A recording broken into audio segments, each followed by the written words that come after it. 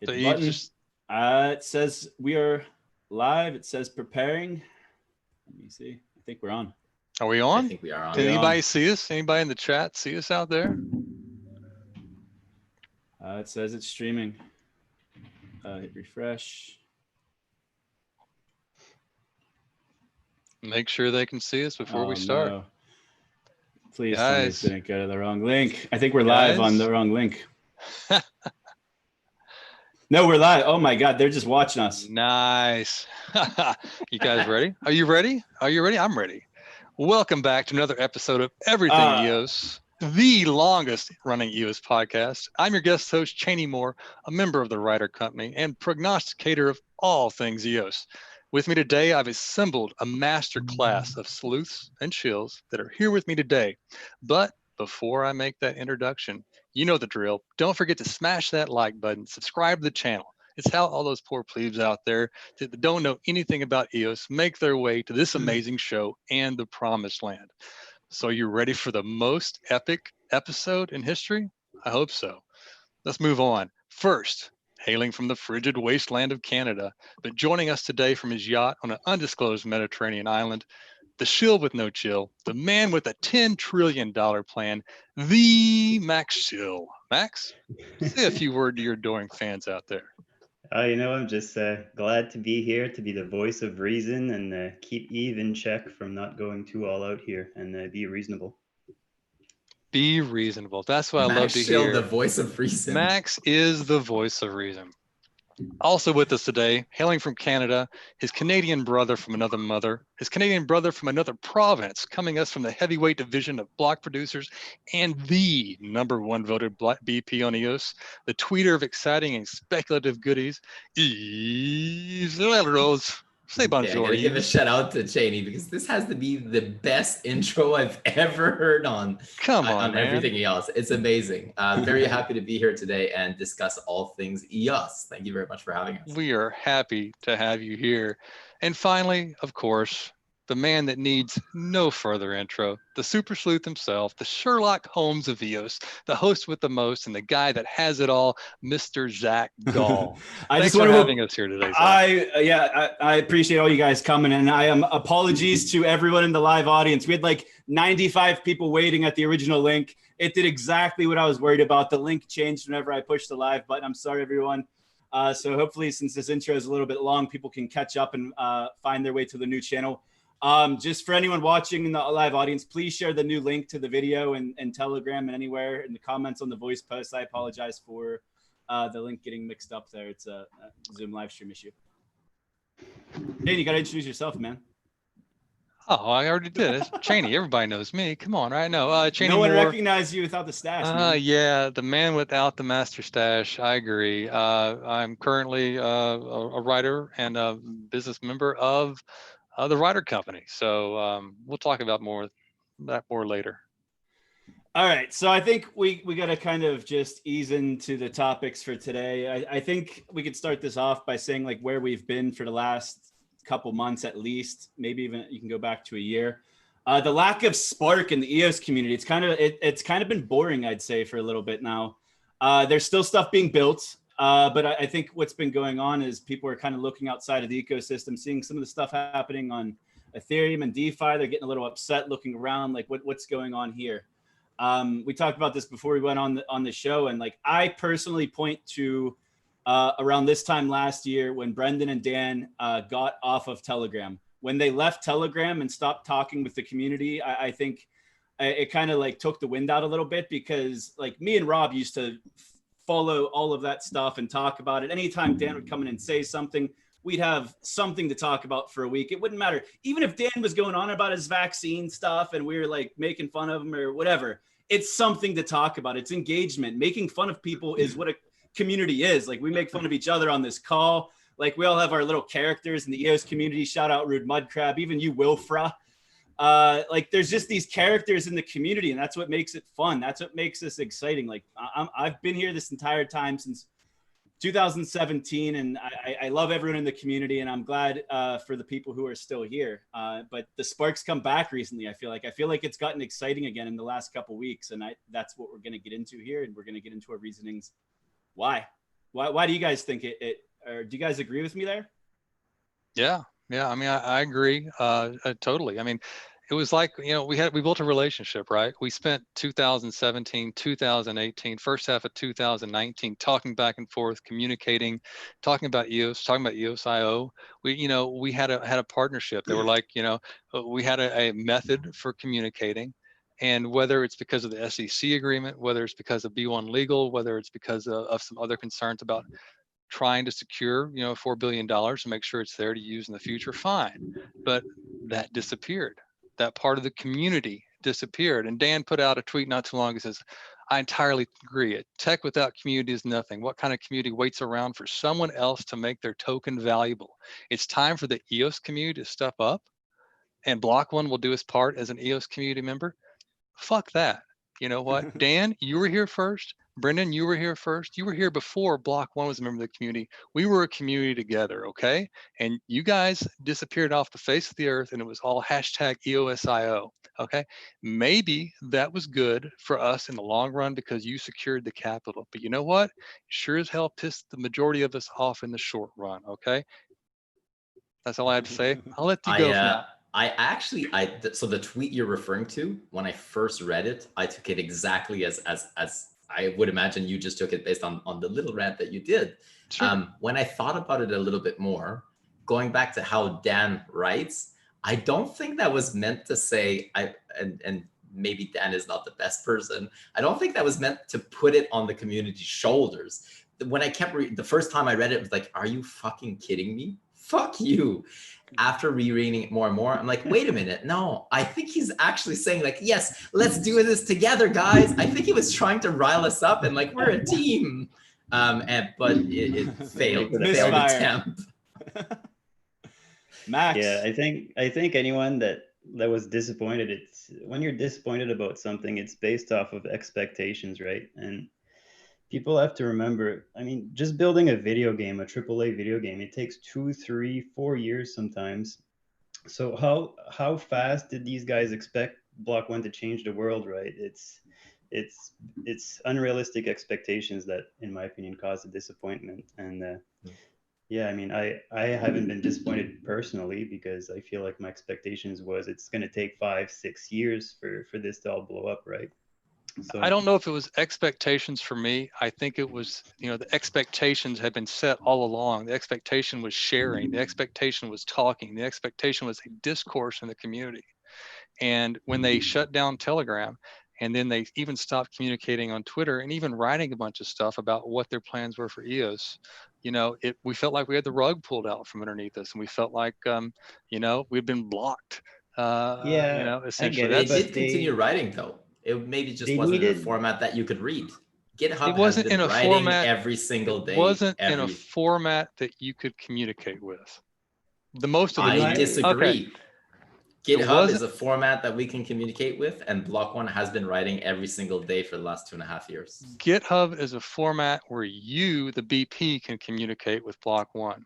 Developers as well. I'm not a developer. Here I am doing a podcast. Here I am writing. You know what?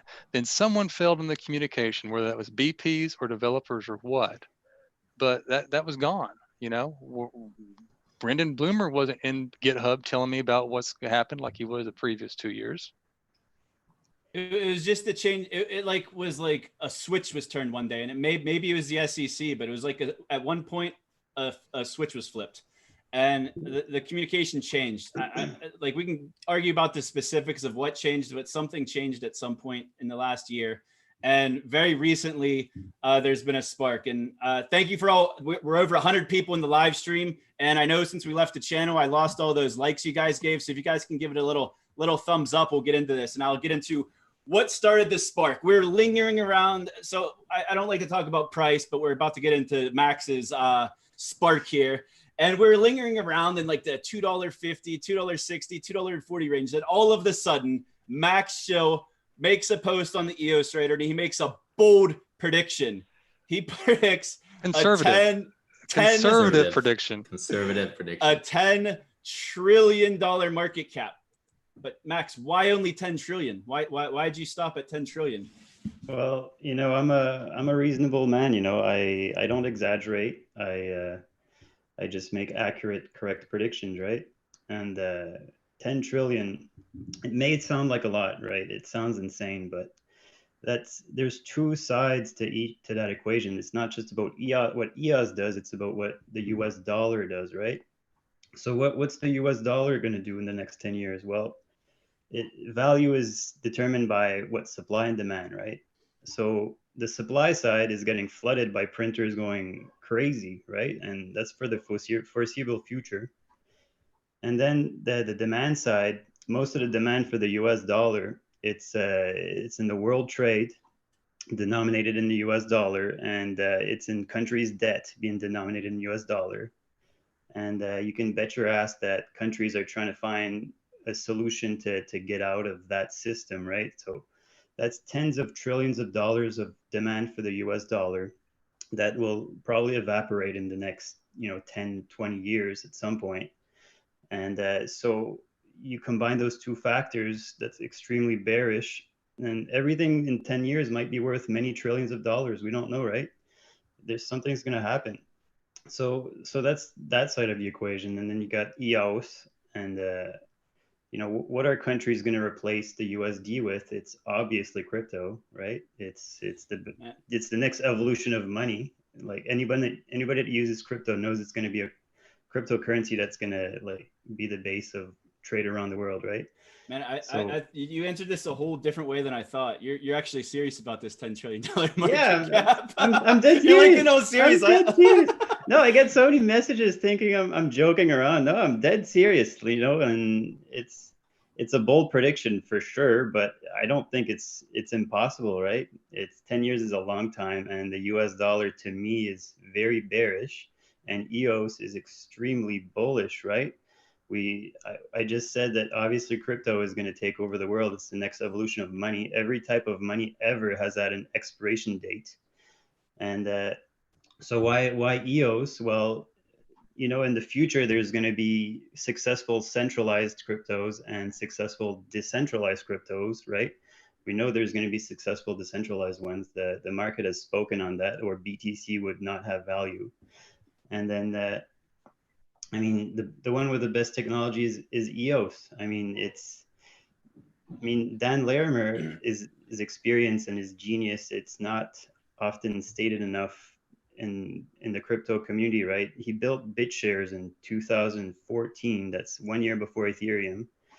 Do people understand how amazing that achievement is of building that in 2014? He's a genius. He invented the first collateral-backed stablecoin.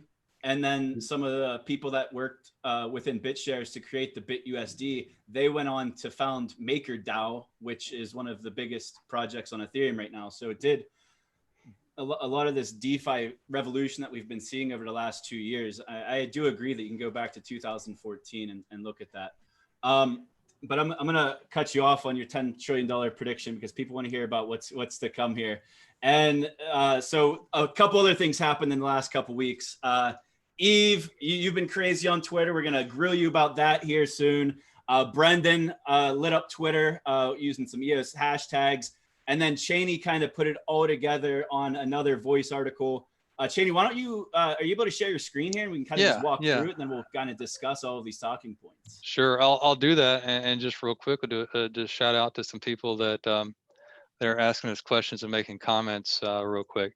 You've got Adriana Mendez, Cypher Class, I believe, right? Mm-hmm. Yep. Out there saying, even herself, I'm fine committing the time, but not when it seems like they abandoned the network. There you go. Here we have Cypher Class, a block producer, your old alma mater a little bit, Zach, and here we are. BP even has concerns about bailing on the network. That's a short period of time. Then we have another one here, Max, declaring that you're the new Rob. So $100 bet, $10 trillion market cap. All right. So everybody see the screen? We got it here. Yeah, you can zoom in a little bit. Zoom it in a little bit. Yeah, on the top right, and hit the ellipses, and you could zoom in a little bit. Zoom in a little. You tell me where you like it. That's good. Back. Dang it. I can't see enough of it now. Perfect. That's good. Yeah.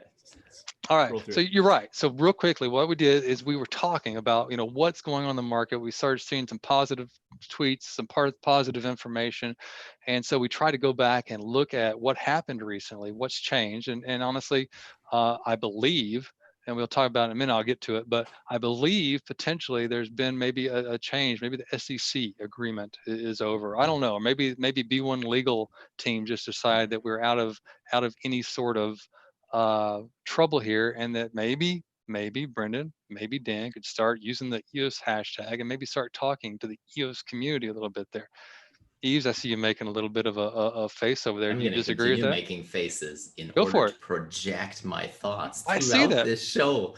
And people are actually screen capturing them and then sending me private messages to tell me about the faces that I'm making in response to the comments that you're making. So I'll continue doing that. Do you think? Why don't you chime in? You haven't said much, Yves. Do you think there's been something that stopped B1 recently, that previously, and that has changed, that now that they can come forward and really start communicating, use the EOS hashtag again? What's changed? A combination, I think, of everything that you've mentioned, a time and place. People, and I'll really give a little bit of context here. I think the way that I'm reading the comments that people are making, the way that I'm reading the feedback based on the tweets that I'm making, or that Brendan's making, or that Dan's making, or whoever's making right now, I think people have the tendency right now to point it to one thing, and just one thing. Like, it must be one thing. But when you look at the bigger picture, it's multiple pieces falling along into place that are creating something that is much bigger than its parts. And yes, those individual pieces, some of them in particular, are insane. That it really is crazy, and it's amazing in its own right. But what's more amazing is everything coming together. And that's what I think is lost a little bit in the rumors and the projections and the shills right now.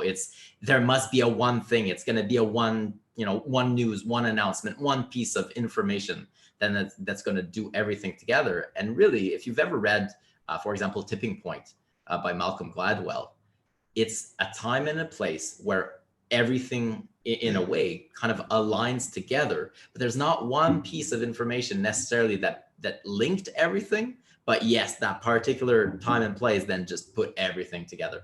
And we are, in my opinion, at that time and place right now. Okay. For multiple reasons. And certain things are public and certain things aren't public. Gotcha. And as a #1 ranked VP, you can imagine that whether it's us or whoever's in ranking, you can imagine that if enterprises are looking for consultation or they're looking to do something, who are they going to reach out to? The natural person you're going to reach out to are the people that are out there and that are, that have been trusted or that have been, vouched by the community. And so, yeah, we hear a lot of information from different sources. And then my capacity and part of our greatest superpower is putting all of that information together and seeing, holy shit, this is what's happening. This is the direction that we're going in. And over the last 2 years, for those who have been following, you've never heard me shill about anything. Give me a break. I'm always very conservative. So if I now suddenly change, something must be going on. And a big part of what I've been saying over the last 2.5 years is that we've been laying the foundations. We're putting up the plumbing, we're laying out the electrical, we're putting the plywoods up for the walls, we're putting the insulation. If you live in Canada, you need some insulation between the walls. And we are at a point right now where that's done. And we're now finally designing the kitchen. We're putting pictures up on the wall. We're actually painting. We're choosing the color. And some of this stuff is just insane what's coming together. So enough with the metaphors, Yves. What's coming? Well, so there is one. So you asked, and this is not necessarily for Block.one. And another thing, everybody thinks that whatever I'm referring to has to do with Block.one. I'm not sure why that would be the case. It does not exclude that maybe Block.one is doing things, but why does everything have to do with Block.one? There are other players in the ecosystem other than Block.one. One piece of information which doesn't necessarily relate, Chaney, to what you just said in terms of why Brendan and Dan may have started to or started re-engaging with the community in social media. But one piece of information that people seem to have missed, which is really significant when you understand what it implies, and maybe somebody wants to pull this up on screen. USDT EOS. It's been a thing on the mainnet for a year and a half. Maybe, I'm not sure exactly when the funds were deployed, but about $5 million were deployed. I think it's about a year ago. I think it's when EOS Finex was in preparation for the first launch of EOS Finex. $5 million worth of USDT EOS was printed and was put on chain. That $5 million has sat idle for a year.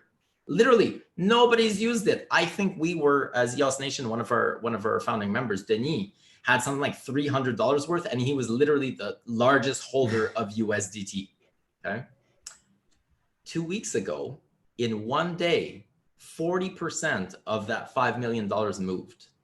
And since then, every single day, we've seen massive volume of movements. We have an SX pool, a swap.sx pool. And in the last 2 weeks or so, we've been averaging more than $100,000 of volume per day, every day on $50,000 liquidity. We've had some days where we've had more than $350,000 worth of volume. This is all on chain. This is all public. What could that mean? And how does that relate? Why is that exciting? We are now in a place where, for example, with Ethereum, with all of this DeFi going on, a lot of the money, and a lot of the money that's being made, or a lot of the hype, is money being recycled in the ecosystem, people making fees when that money transacts, pools being set up and being able to offer ridiculous APRs, 130%, 180%, even more than that, at a minimum 80%, 90% APR. And all it is money shifting around, creating opportunities, which then those opportunities attract external capital to come in. Everybody's missed that 2 weeks ago, $2.2 million got used for the first time in under 24 hours. And that since then, every single day, that amount has been transacting. We're in a position now where Bitfinex or whoever, but it's going to be Bitfinex, the issuer, will have no choice but to issue more USDT on EOS, more liquidity on EOS. So EOS is a liquid token, but liquidity on EOS has been an issue over the last 2 years. And we've seen that in the last 2 weeks, that has actually depleted liquidity pools. I think it was last Friday, we literally ran out of USDT on EOS.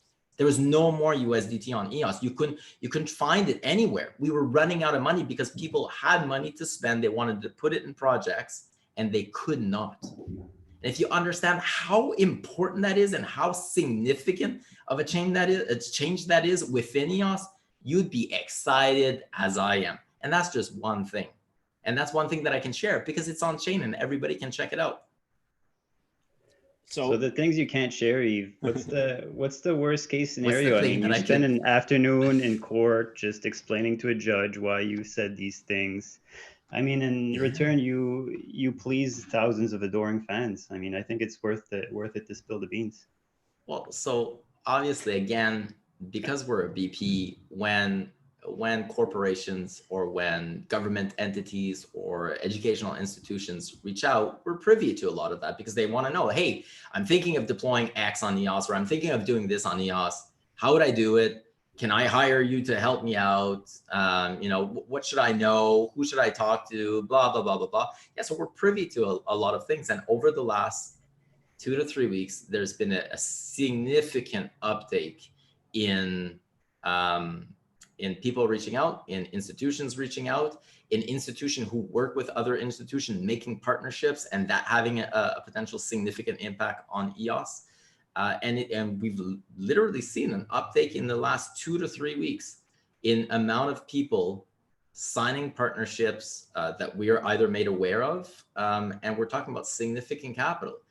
If you take that as my token is going to Moon or whatever, that's on you. I'm not going to speculate on that. In terms of people deploying on EOS, in terms of partnership being made on EOS and not EOSIO on the mainnet, there's some significant things that are coming, which are extremely exciting. I'll let you off the hook here. Just a question though. How did these governments, how did these entities, how these other communities find out about EOS? Is somebody really good question. Going out and telling them?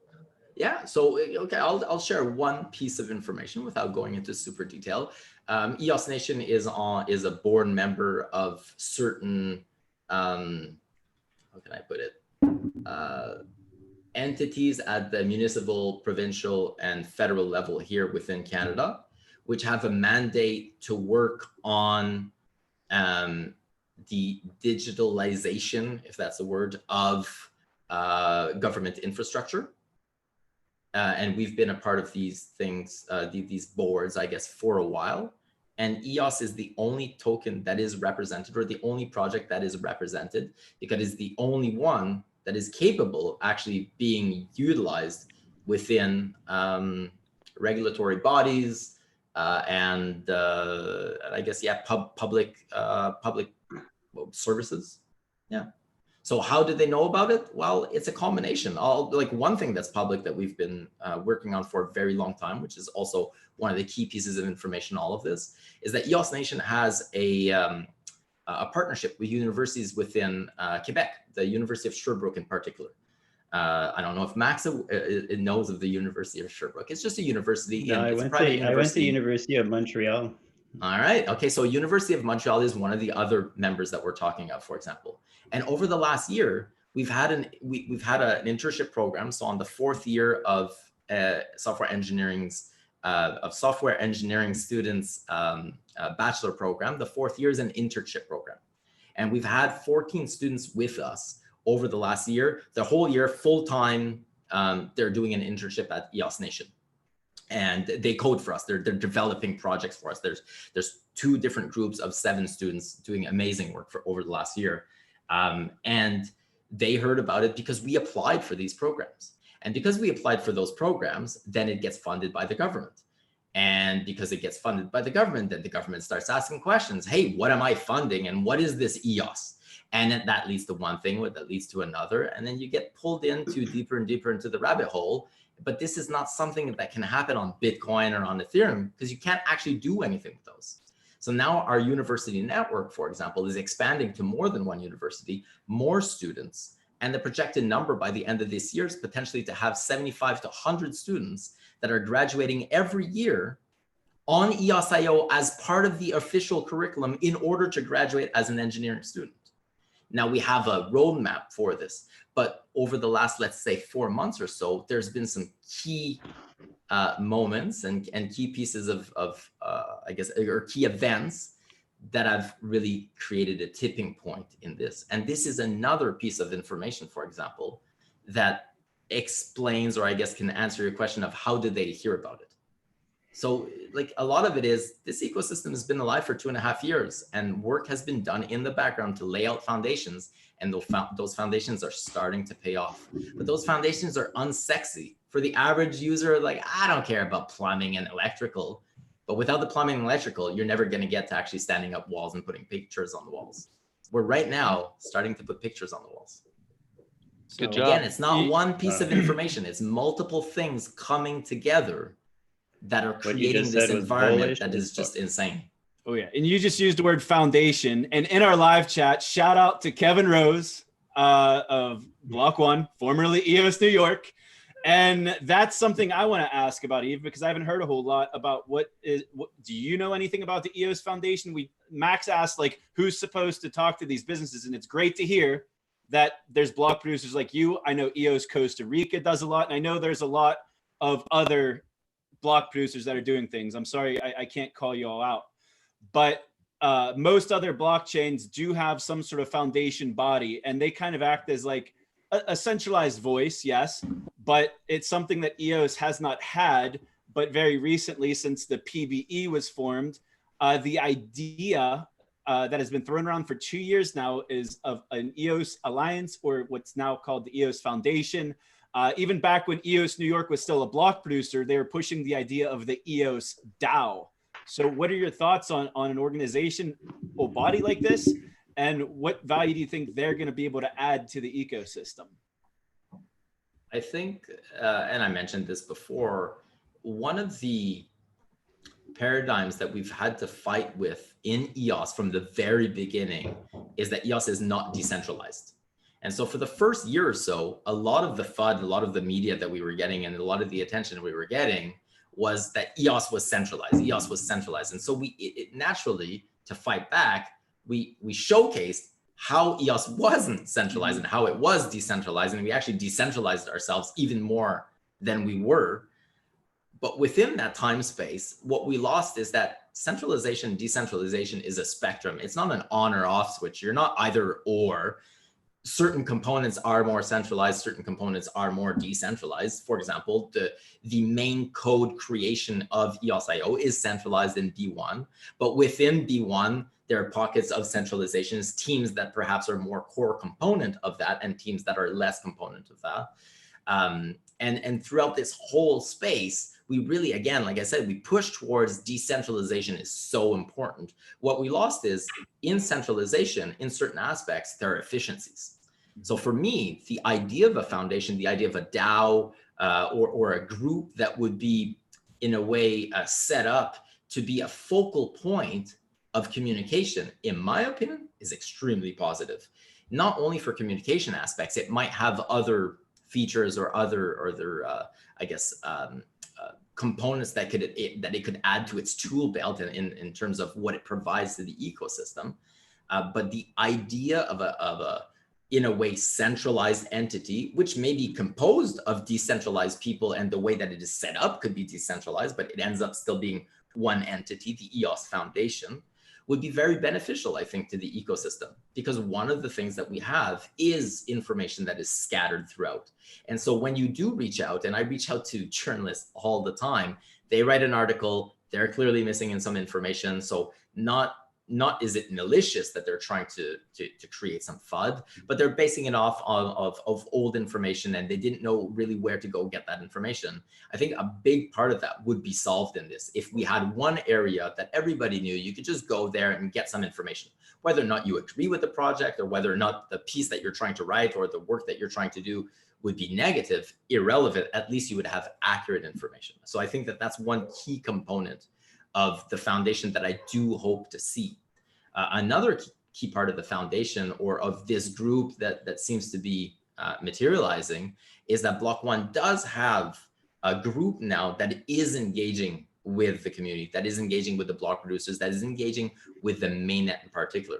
So going back to Chaney's point of what's changed, we can definitely see that since the PPE group has been set up, that there's been a focus on EOS mainnet and less so on hashtag EOSIO or other EOSIO iterations. So that is one key component, I think, that has helped, I guess, move that trend along, or help shift that basically the direction of. All right, Kevin, we're calling you out. What else they're going to do? Kevin, come on, man. We're asking you right now, come on the show. We're pointing the finger at you. Come on, tell us a little bit about the foundation. Come talk to us. Come on here and talk about the PBE, and chat a little bit. Sit down. Don't do it through Telegram. Don't do it through a voice. Don't do it on wherever you'd like to do it. Come sit down. Let the good community see your face again. It's been too long. I think he needs to accumulate EOS before he does that. I think that's his plan. He's staying quiet, accumulating. No, he said message received. He's good. There you go. He's good to go. We talked to him. We went in a little different direction. I thought we were going to get speculative. Let's get back. So all right, we're being too realistic. Speculative. We were. But you were saying that it's not one thing, Yves, and you're right. It's a big combination of things, and things are still being built. Roads are still being paved. But the reason for there being a hard date in everyone's mind, and that date was August 15th, for just something to be expected. No one knows what it is except for voice opening up to the global community. Everyone knew that that's what's happening on August 15th. The one thing that stirred everyone up to think it's something more is Brendan Bloomer on Twitter.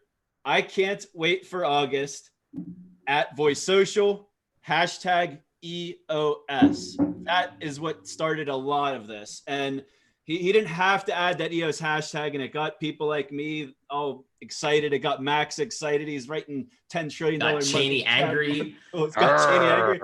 So that is what started it. And then Yves getting on Twitter and being all bullish. Hold on a second. My first tweet was well before Brendan's first tweet about this, and my tweets never referred to August 15th. So let's please separate the two. If actually you go back in timeline, Brendan started piggybacking off of my tweets and not the other way around. I don't know. Let's go back to August 1st. We've been preparing for the last 2.5 years. Won't it feel good to know you've held on? Yeah. We're there when it happened. This is what dreams are made of. Yeah. EOS about to take over the internet in an unprecedented way. We're about to witness the capital migration. By all of those comments. The likes which have not been seen in our lifetime. On which side of history will you find yourself? Yeah, I know where I stand with $10 EOS. trillion U.S. economy and the current reserve currency of the world. Max even touched upon that. Yes, I learned about more good news and partnerships today. Things are moving.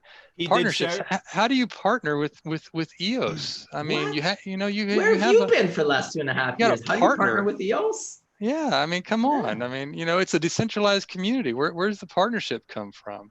Who do you sign an agreement with EOS about? You don't sign an agreement. Oh, okay. That's not how it works. You can't sign an agreement with a network that is decentralized. I must say, I agree. It's a partnership, though. But you can sign partnerships with particular VPs to help bring whatever project to the EOS mainnet. That is a thing. Yes. You gave us time to prepare. I hope you're ready. Oh yeah, I knew when I was coming on this show, I'm screwed. It's fine. What Go for it.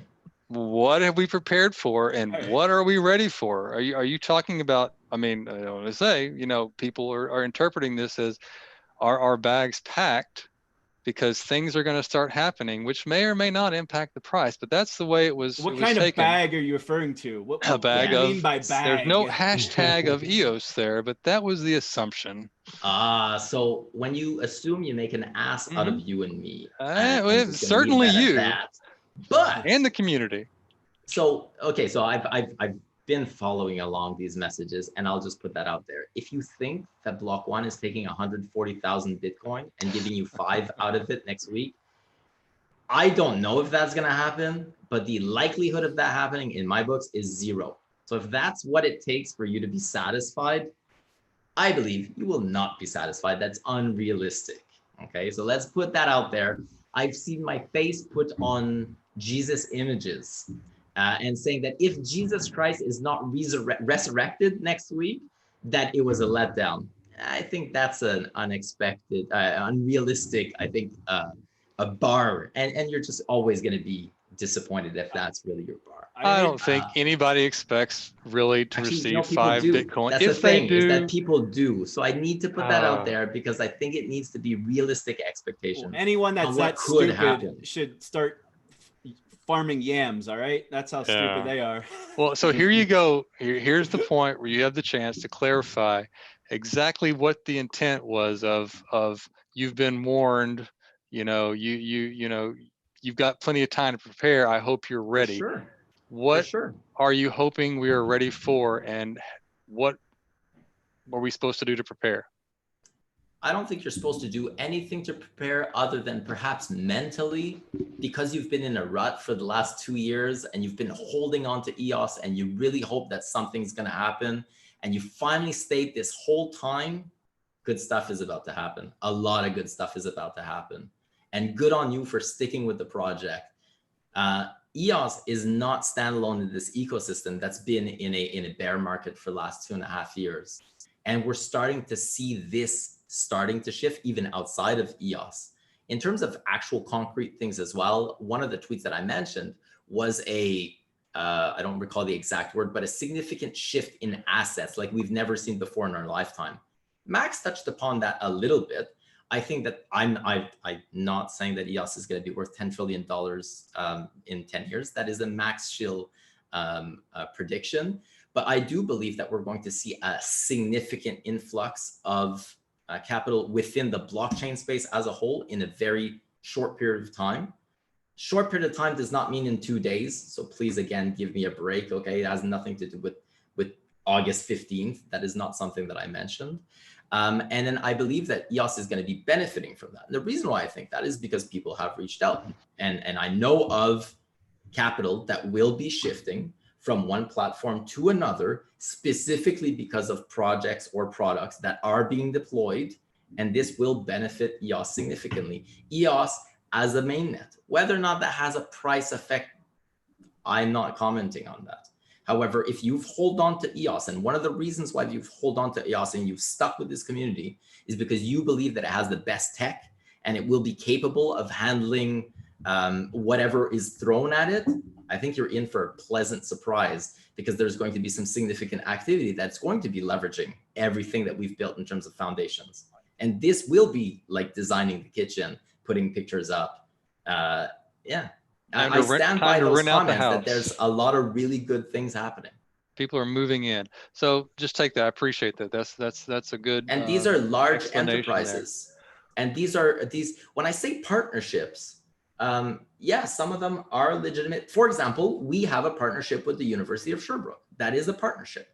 And by this, they've then essentially added EOS, not EOSIO, because what they have to develop is on EOS. They've added EOS as part of their curriculum. That would be an example of a partnership. I would say that that's limited in partnership. When that happened, you didn't really hear about it. We made, a blog post about it. It's been really nice. It's great, part of a bigger picture. I believe, and I know of, we're going to see some larger partnerships that you will hear about, and they will be significant. And if you don't think they're significant, there's nothing I can do about that, because they are significant in my books. Okay. Well, speaking of significance, how would EOS take over the internet? The vision of EOS from Dan and Brendan, as I understand it, especially Brendan, who's been mentioning this for a very long time, is that EOS is going to be essentially the spreadsheet of the internet. It's going to be this tech stack. You keep changing the windows, and so my eyes keep changing following that EOS is going to be this tech stack powering essentially the decentralized database of the future. We're at a point right now where EOS is so strong and capable of handling so many transactions and so much information. We have reached a tipping point where people who wanted to do things on EOS are now capable of doing things on EOS. We are there. We were not there 6 months ago. We were not there last year. This is not just one piece of information. It is where we now are, where I believe we now are, based on what the needs of certain people or certain enterprises were demanding. We are now capable of handling that.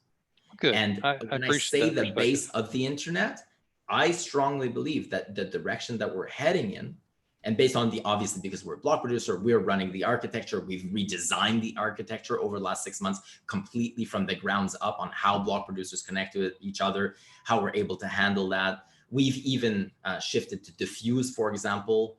So diffuse plays a part in this on if you were to be able to stream information and index information, the amount of information that EOS produces, which is roughly around 15 to 20 gigabytes per day right now, we are capable of handling this. We're capable of scaling this. All of this plays together. The direction that we're heading is that anything that would want to be able to be deployed on EOS will be able to be deployed on EOS. And a big part of this, the first thing that I think will be the shift that will start, and that's already happening, is DeFi. We're seeing right now, if you've been following along Ethereum, there's a huge boost in DeFi lately. But DeFi on Ethereum has its limitations. Last time this happened, EOS did not exist. So when CryptoKitties, the whole thing happened, EOS wasn't there yet. So we weren't able to capitalize on that. There are a lot of projects that are now being deployed, and that goes back to the USDT that I talked about. We're now in a position where there is demand. For the first time in 2.5 years, there is demand and we can actually supply. We have never been able to supply in the last 2.5 years, not to the level that could make a significant shift on how EOS is utilized and how it could be the base of the internet. So a big statistic that people in Ethereum like to point out is total wrapped Bitcoin on chain on Ethereum. That number currently sits, I believe, at 26,717 Bitcoin wrapped. It's like $9 million or no? Yeah, I don't have the window in front of me, but you can check it out on btconethereum.com. They always have the live numbers. And we're talking about DeFi. Celebrate that too, eh? They love celebrating that. Of course. But we've recently seen an uptick, and this isn't a new conversation. Even during the Block.one ICO, they were talking about like scaling Bitcoin essentially. And then last year, leading up to B1 June, they really ramped up the scaling Bitcoin. And that's why people like Rob and I were like, maybe this is what's happening on June 1st. That's what a lot of us had expected. And then it didn't happen. And then they went quiet after that. And then all of a sudden they turned it back on again. They're talking about wrapping Bitcoin on EOS. And then we'll get into the Raoul Pal interview and it being out in the open now that there's a Block.one financial product, which for anyone who's paying attention knows that it's at least something similar to an exchange, if not an exchange in its own. So what's up with Block.one's Bitcoin? How's the exchange fit in? How does this benefit EOS DeFi and EOS network as a whole? Who wants to take that? Great. It's a great question. And they would have to be willing to build the wrapping solution there. They're the ones that own over 1% of Bitcoin, right? Or a little less than 1%, I guess. And if they want to make a significant shift and wrap that into a smart contract, they're the one with the ability to make that happen and make that happen quickly. So let's say they just did a portion of it.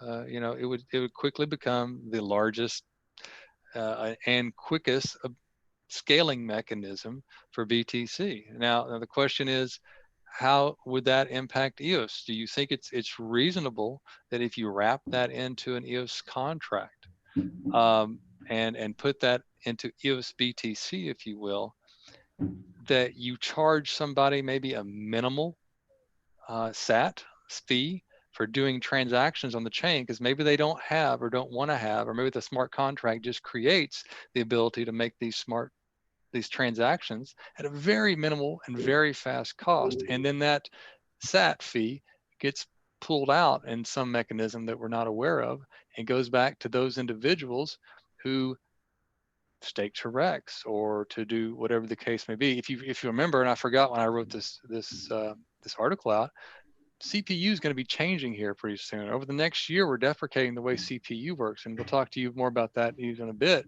And pretty soon, an EOS won't have an inherent CPU quality to it as it sits on your own account, if I'm correct, and you can only lease CPU. So if people want to make sure that this smart contract on EOS works, and they want to make sure that there's a fee associated in BTC, that's a pretty powerful mechanism to create value, to bring value in and keep value in EOS. Did I make sense there? Did I ramble a little too much? You rambled a little bit, but Sorry. I think there's some good stuff in there. There's some good stuff in there. So there's a few things to unpack here, and I think so. There's already wrapped Bitcoin on EOS. Sure, on EOS. There's P tokens, PBTC. Yeah. You can collateralize it within the Equilibrium stablecoin platform. It's amazing, but there's not a lot of Bitcoin on EOS, and that's the impact that this Block.one financial product is going to have. Is it's going to be the catalyst to put a lot of Bitcoin on chain. Hopefully, it's more than just Block.one's Bitcoin, but we could at least assume that it'll be some of their Bitcoin. Whether it's a private chain or on the public chain, that's to be determined. But even if it's on a private chain, I believe that they will have to have a bridge to the main net to transact. So even if it's on a private chain, if you want to withdraw your capital, if you want to withdraw your EOS, withdraw your wrapped Bitcoin, or withdraw your US tethers, it's going to be withdrawn the EOS. And Block.one as a trusted entity could run a bridge. They could run a centralized bridge because they're a regulated party to do so. It'd be like trusting Coinbase, essentially. The other thing is how this Bitcoin, how to attract the Bitcoin to EOS.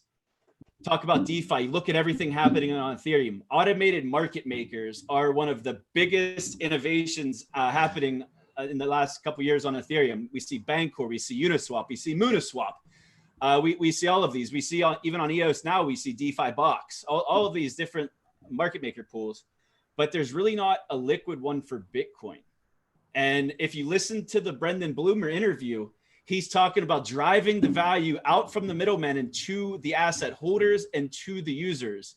How do you do that one way to do that is through liquidity pools, like we see on Uniswap, like we see on Bancor, like we see all on the DeFi is all liquidity pools on Ethereum right now. Pretty much it's all the same formula.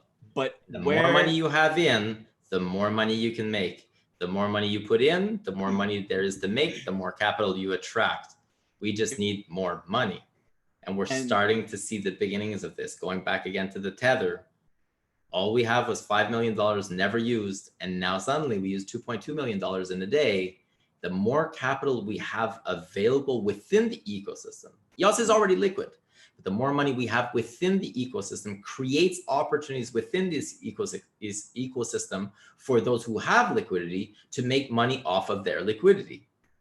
And a lot of these people that have significant amounts of Ethereum, of Bitcoin, they have so much. So when we look at Ethereum, like the DeFi that's going on, it's not a million people with $5. The big slew of it, it's a handful of people with so much Ethereum that they can't do anything. They can't dump their Ethereum. They're stuck in the ecosystem. So they put it up and then they make the returns on that. And somebody's going to then go borrow that. And then he's going to make whatever 20% off of it, but you're going to make 80% off of it. And it's called pyramiding. And that's a standard, I guess, financial product in the regular world as well. More capital attracts more capital, makes more capital. One of the big things that we've been lacking in EOS is capital.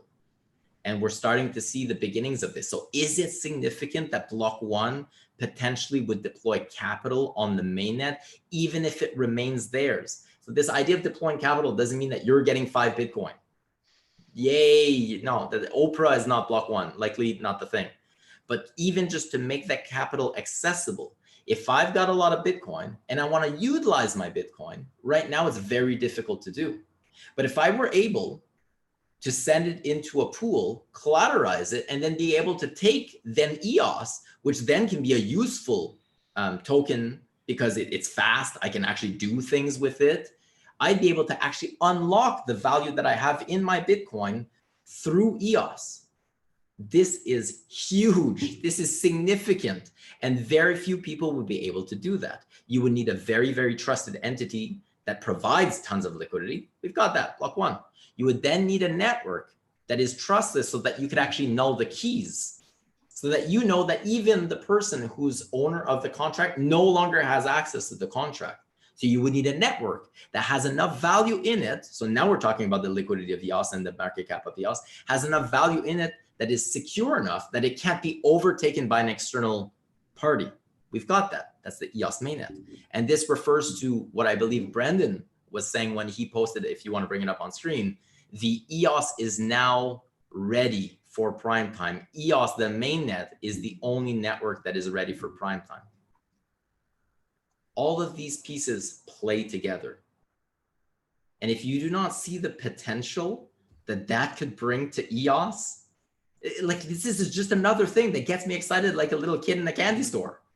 This is massive. It's huge. We're already seeing with $5 million and only about $2.2 million right now being available through DeFi Box in the last week. They just transacted yesterday 850,000 EOS in 24 hours. A lot of money making and a lot of utilization of network is simply moving things around. And people being able to capitalize on those movements and being a part of those movements. Having more liquidity come into the ecosystem and such liquidity with a platform, with bank backing, with the foundations laid, which we now have, this just creates more and more opportunities. And then this attracts external capital. What are you pulling up there, Chaney? Sorry, I was getting ready to move on to the next part here with relations to exchanges. I want to chime in on that wrap BTC there, if you guys can hear me. Yeah. Yeah, so I don't know how you guys are going to hear me. My Canadian internet is really struggling right now. We got you. So, I mean, I think it's so I think this whole thing is way more bullish than you guys are making it out to be because, well, first of all, Chaney, you pointing out that wrap BTC that B1 would allegedly have is bigger than all the other solutions combined is huge. Because it increases the chances of that whole thing working. And why is it important if it works? if it works and it's accepted by the Bitcoin community and people start building on Bitcoin and use it fast, it means one thing. I mean, Bitcoin would now be a middleman for EOS. People like in 3-4 years after that would look around and say, wait, Bitcoin is just being a middleman for EOS, the values in EOS. So basically, EOS would flip Bitcoin. It's pretty much confirmed if that works. Come on. I love it. Right. No one, if it works, and if it scales successfully, I guarantee no one's going to go out and want to create a new BTC account so they can wait for an hour long for 6 confirmations and wait and spend a whole bunch of BTC to do their trans. Okay. I still have Bitcoin. I agree. Why I'm have saying Bitcoin? 4 or 5 years down the road, Bitcoin is still king, and Bitcoin is still the most decentralized. So again, totally going back to understand. the decentralization as a spectrum, EOS is more centralized than Bitcoin. EOS is not centralized, but it is more centralized in terms of a spectrum. If I have significant funds, let's say I have $150 million, I'm putting in a Bitcoin because I want it to be the most secure wallet that ever exists, especially if we fast forward in the future and Bitcoin's still alive. If you're the average if Joe I want investor, my operational assets and my day-to-day assets, I want that on something that's attainable. That's the thing. When you think about this, we lost you, Max. Yeah, but when you think about the future, I'm talking about a potential future 10 years from now, right? Things could change, and the reality could be that EOS is just as safe or safer than Bitcoin, right? It's possible, yeah. And even if it's not, the average person is going to try to use and transact and buy things with BTC and use BTC and make it an actual currency and not just a store of value that I've got a lot of money and I'm going to put over here in my ledger. We're talking about making waves here. We're talking about utilizing these currencies, not just putting it somewhere. We're going to do that on some sort of EOS. You're going to do it on some sort of scaling mechanism. I'm not going to wait an hour. I know there's other mechanisms out there, but I'm saying you can create a new EOS account or get set up in some other mechanism and utilize it in half-second times and have access to it so much easier than you can just using a BTC account. But it doesn't involve saying that you need to access your $150 million at any given time, and if you wanted to purchase a yacht that costs $90 million, you're not willing to wait an hour? That's Max, not me. I'm saying if I want to use it at the store and people are taking BTC, I'm not going to put it on a chain. I'm going to create an EOS account and I'm going to use it that way. I'm talking about day-to-day transactions here. I'm not talking about storing massive amounts of value. That's all. EOS could be the Lightning Network scaling solution to Bitcoin, and I think this is where we're heading. EOS could put Lightning Network to its deathbed here. Moving on, we talked briefly about exchanges.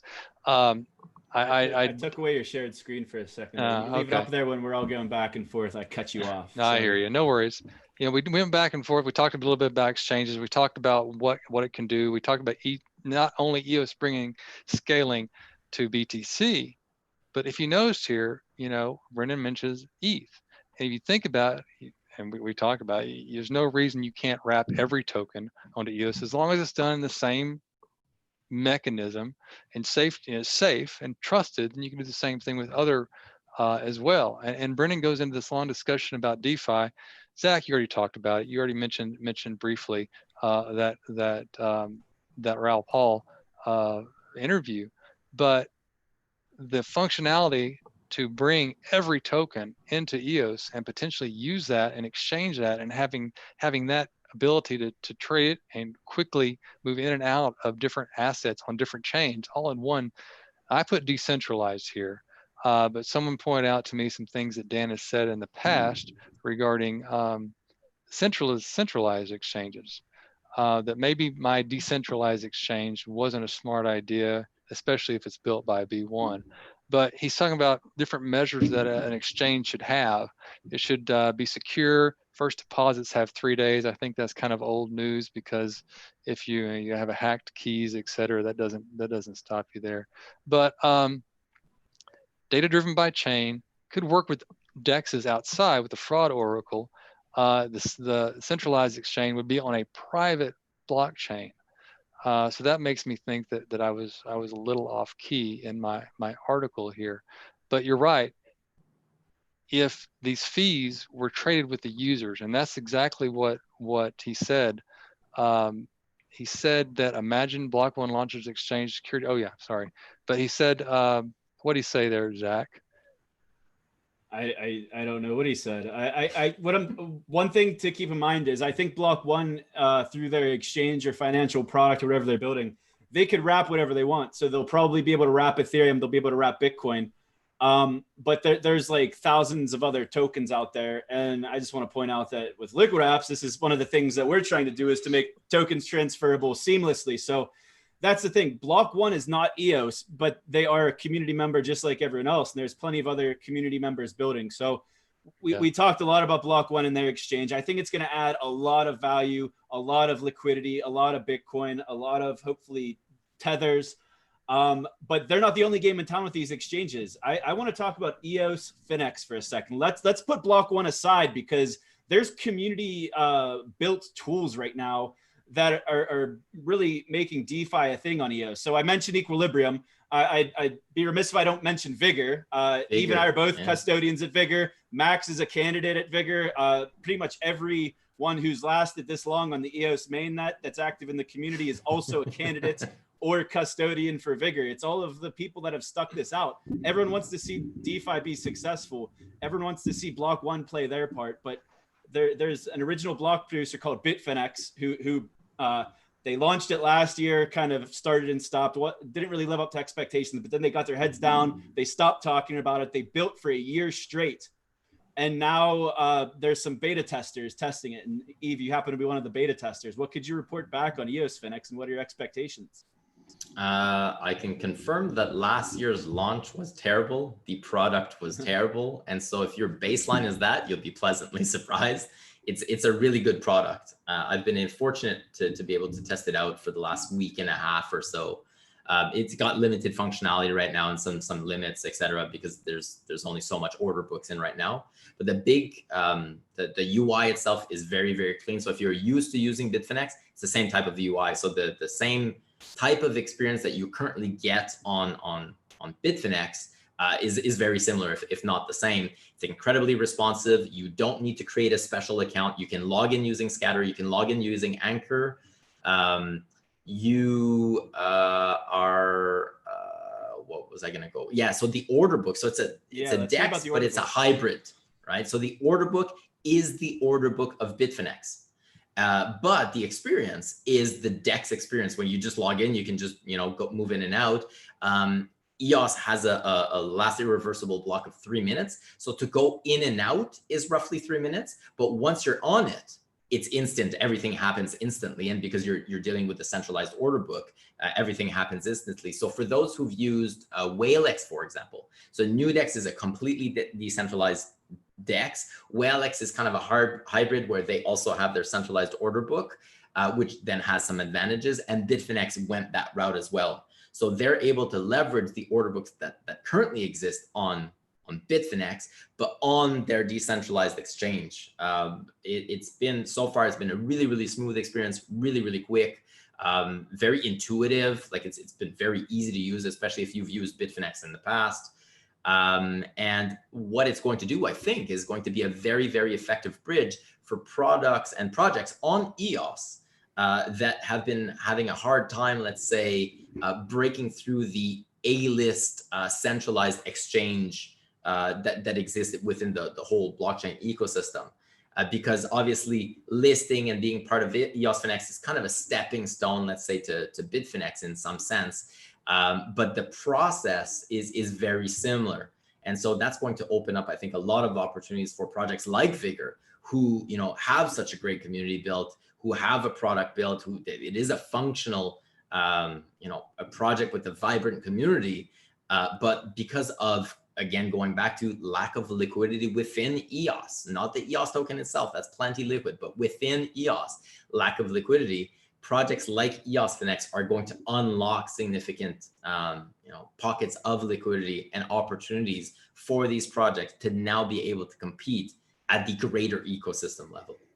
So Yves, the only way that it actually helps, isn't it, if Bitfinex starts listing a lot of EOS tokens? Can we? Not necessarily. I would argue the opposite. I would argue that instead of listing every single token, which is Nudex's preferred approach, that listing a very specific subset of tokens that maybe are more like there's been more what would be the word? Not research Prestige? into. No, what's the word? Like more vetting in those projects, especially if we know that Bitfinex has been going the compliance route, very similar to Coinbase, for example. And so if we had that type of exchange, which is, I think what it's going to be on EOS, it essentially like, in a way, like a rubber stamp of approval for certain projects that stand out versus others, like that vetting process, I think is going to be very powerful for some projects that right now are not able to stand out as much. And so when you go to Binance, when you go to Coinbase or Gemini or any other exchange, you're one out of many.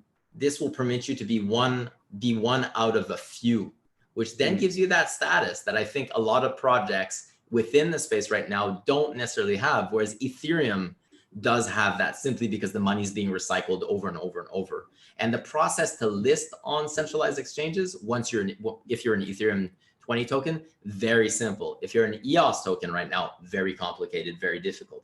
I think that EOS Finex is really the first stepping stone right now that's going to be able to help us with that bridge.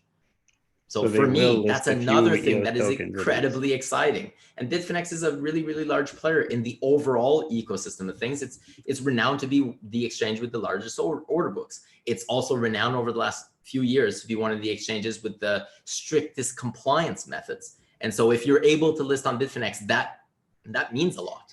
And that's now coming to EOS. Sorry, again, Max, you won't be able to buy YAM directly with your EOS yet. I don't care too much about YAM, to be honest. Maybe soon. Oh, come on. Now. So that's the other thing that has me bullish about EOS is like Yves, you said when the CryptoKitties moment happened in January 2018 or whenever that happened, like EOS didn't exist yet.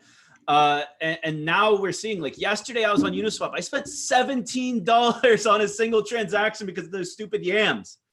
If I was transacting a smaller amount, not saying I'm a whale or anything, but I was moving enough money that like the $17, it still sucked. It sucks. I don't want to give people my money for no reason. But Uniswap in the last 30 days, I don't have the number in front of me. I think they spent $4 million in gas fees on Uniswap in the last 30 days. Imagine if that $4 million, that value is like driven back into the ecosystem and not just given to the miners. It's ridiculous. So if you want to have DeFi that isn't whales, like we talk about, like I know we talk about a lot of things today, and like banking the unbanked is like a meme around blockchain, but it's a true thing, and it's something that it could really enable. You can't bank the unbanked with $17 transaction fees, but you can. You can't do micro transactions on Ethereum. You can't do real DeFi. You can't do arbitrage. You can't have these high frequency trades on Ethereum. That's not a thing. Gas fees just completely remove that from the equation. You can on EOS, and it's already happening on EOS.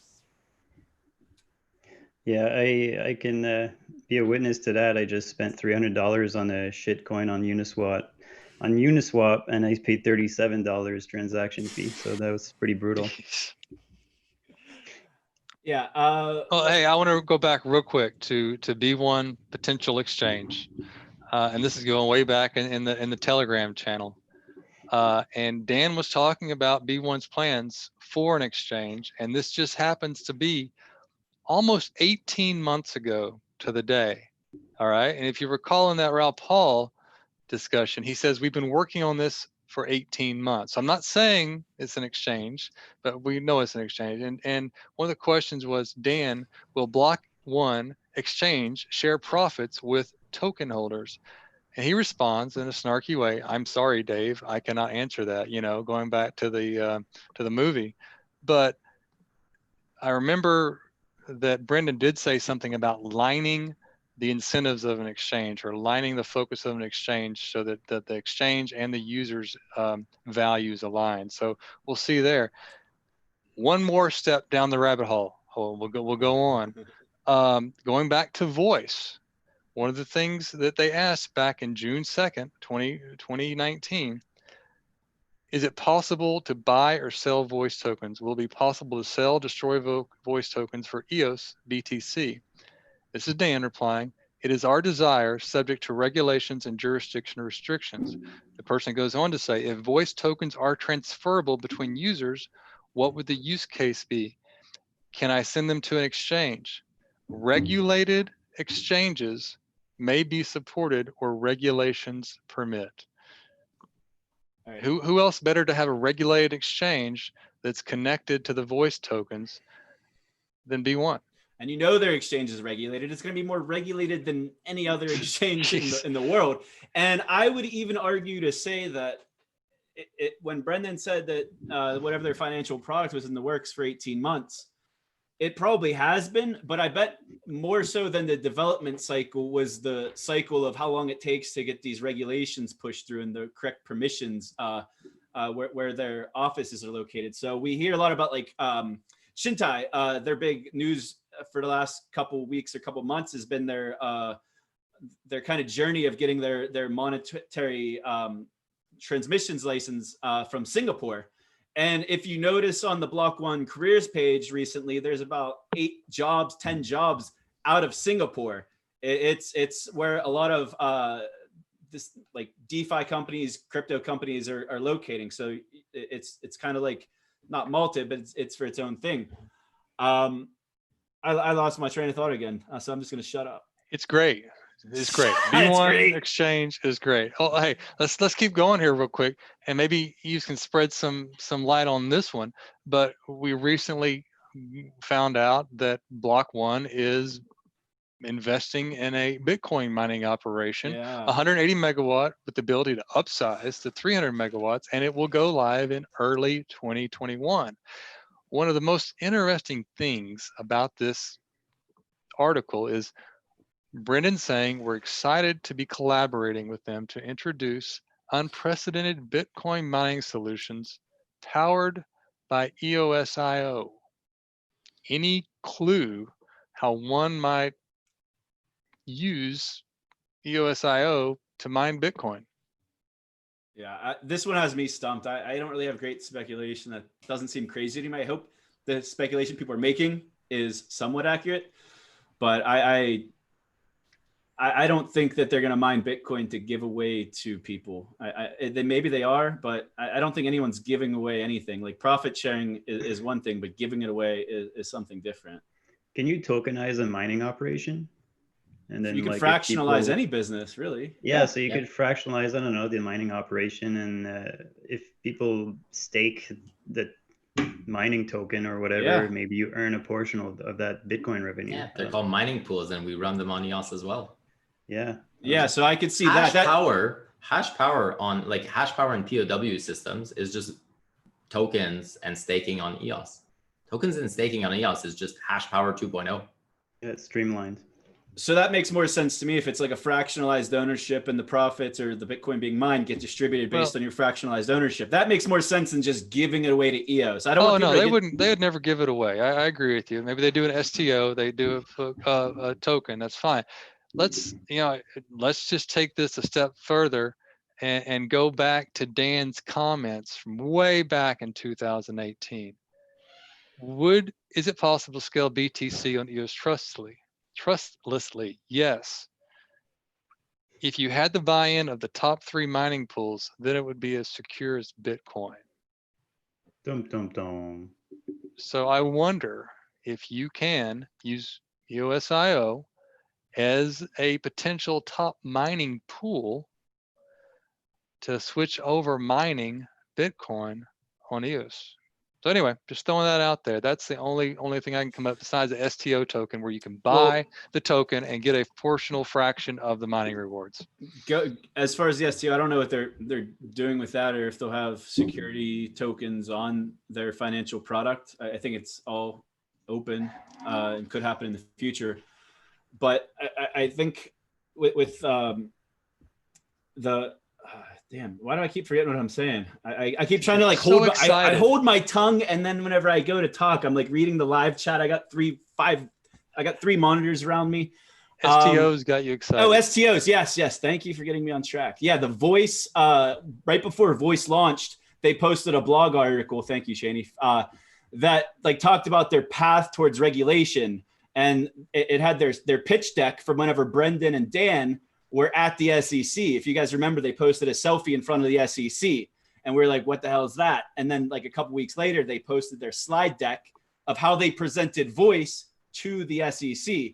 And part of their pitch deck said that the reason that they need these exceptions, or I might even be getting confused with the SEC agreement a year ago. But regardless, one of these documents said that they plan to do future like tokens, and they mentioned that they could be security tokens, and that if the SEC didn't grant them that waiver, that they would be disbarred from ever deploying even a security in the future, like a completely regulated security. They would be barred from doing that if they didn't get that exception, which they got.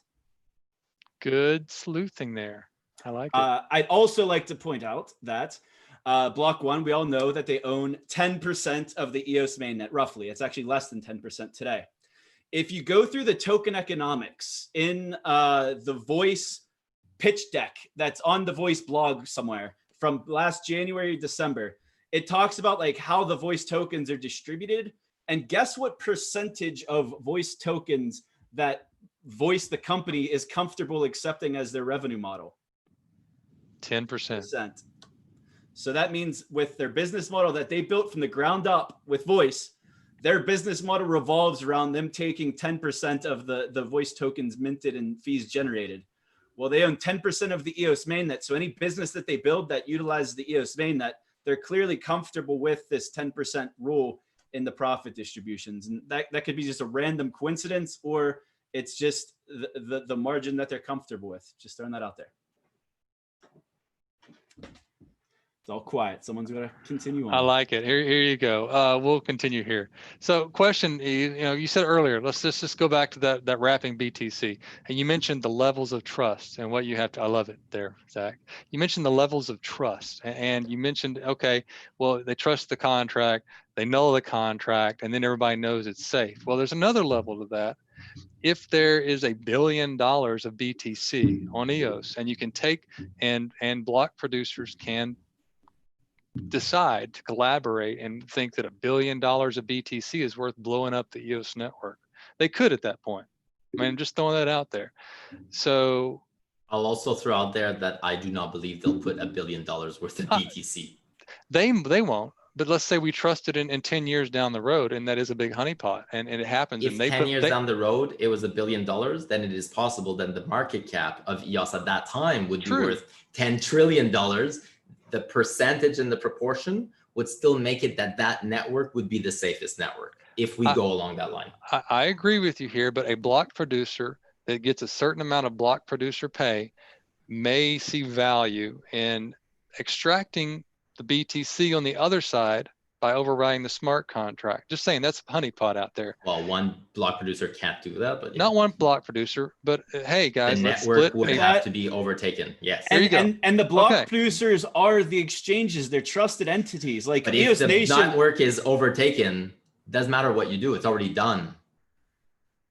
Like it's done. If the network's overtaken, doesn't matter what you do. So then that value that you have locked within the contracts, which is also listed on the exchanges, would lose its value, which would lose the exchange's value, who are the network operators.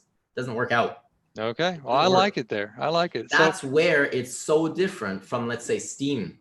So the Steam narrative was always that these exchanges weren't part of the ecosystem, and so they had incentive to perhaps come in. On EOS, they're already a part of the ecosystem. There's no fear of them coming in. They're already there. I agree with that. So all these 21 block producers right now today, let's say though a third party wants to come in, and do they know who EOS Flight of Mars is? Are they going to see that name out there and go, only Chaney Moore doesn't know who EOS Flight of Mars is, apparently. Well, I'm going to say that IBM doesn't know who EOS Flight of Mars is. Sure. I'm going to say that Google doesn't know who EOS Flight of Mars is. I'm just saying that large corporations, large entities that would like to build on EOS aren't going to trust these names as block producers. Sure, let's throw in Tencent then in the mix. Why do we only pick American corporations? I totally agree with that. Why so not the question Alibaba? is, why are we going to, are we ever going to see large corporate partners? And the reason I ask this is because we've had a lot of information here lately about, well, B1's coming into the mix. B1's starting to vote their minority stake, and they're looking at these larger pools, and they're figuring out mechanisms and how they want to vote for the candidates that are out there. And Dan made a tweet lately about cooperating and collaboration with big tech companies. You know, so do you ever see a situation where the network effect or the EOS network or gets added value because we see some of these large corporations, and I say trusted from a standpoint, trusted by other corporations, other entities, other people that would bring massive amounts of liquidity or massive amounts of use to the network?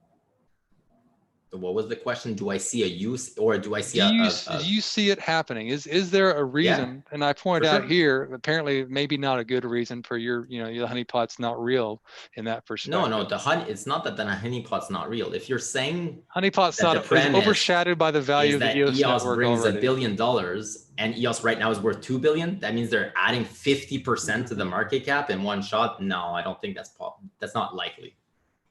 But if you're saying that, yeah, I'm throwing out a number, but let's say they're adding $10 million or $100 million, then no, the proportion is not worthwhile to be overtaken by the network. The BPs themselves do not have a fractional percent of $1 billion or whatever the stake may be in BTC that they would lose, even if their exchanges potentially, if they could take out $100 million of BTC and go off to an island somewhere. That's all I was saying. But that aside, large corporate BPs, large corporations coming onto EOS. It's a new chapter. B1's participating. A lot of things going on with voting. Do you see them right here? B1 deciding that there should be corporations that are okay. And I don't think that this is the part I disagree with. It's not B1 deciding. That's not how this works. We're all players in the ecosystem. Block.one is the majority stake owner of the ecosystem right now, or the one that has the most as a single entity, as far as we know. But it wouldn't be Block.one necessarily deciding that they now in-store X amount of BPs. I think that will happen naturally. So will it happen? I believe so. Is it because B1 decides that they're going to, you use Flight to Mars as an example, we don't want them in and we're putting some, that's not how EOS works. So no, I don't think that's how it's going to happen, but it might. But will there be big corporations that would likely join as block producers or enter the race? Yeah, for sure. Why not? We already have large corporations. Why not bigger ones? Max, who are you predicting? Yes. Well, I mean, it was always EOS's vision to have, revenue generating businesses of, diverse background as block producers, right? That was the original vision. And I see EOS block producers a little bit like Vigor DAC, where you mentioned probably a year ago that you want to pass the torch to somebody better than you. Maybe BPs don't want to do that, but there's always somebody better than you that's going to replace you. And I mean, there's companies that are big tech companies that have shown a willingness to participate in public blockchains, like some examples. You had IBM participating with Stellar. You have Google making a node and participating in Hashgraph governance. They even have a node in Theta. And so, I mean, they clearly want to participate, and anybody that does their homework, and I know that these companies do, they're going to figure out EOS is where it's at, right? It's where the future's at. So, I mean, I definitely think that in the next year or so, you'll see big tech companies like Google and IBM making block producers. And Tencent. Let's not be, multicultural. Well, Tencent's going to make a block producer for Ultra. That's a different thing, right? But once you make a block producer on one, it's easy to make a block producer on all EOSIO things. Is that a prediction? Well, yeah, let's bring that up. Let's shout out Ultra, man. They did a great job at bringing in corporate block producers, people that agreed from large corporations. We saw Ubisoft and they haven't announced it yet, but they have AMD all over their website. So I don't know if AMD would be a future one or if they've already been announced. Max, you'd probably know better than me. Well, but yeah, we're seeing this precedent in other chains. And like you said, if you run one EOSIO chain, isn't it easy to just spin up like another one? No, but yeah, and it's a profit generating business, right? So why not? And I mean, Ultra, the CEO there, or one of the top guys, he keeps saying they have a Chinese partner with 75 million users or something. I don't know. I speculate that it's Tencent or somebody along those lines. I don't know, but yeah, you'll see those companies. Even Facebook, if you look at the structure of Libra, I mean, why aren't they using EOS? They're building their own shitty blockchain from the ground up when they can just use EOSIO. That's better tech than they're using. And it's exactly the structure that they want to do, which with big companies doing. You heard it here first, guys. Facebook is using EOSIO. Thank you, Matt. But why wouldn't they? They're so That's stupid. last year's speculations, man. Yeah, that's last year. That's right. You're right.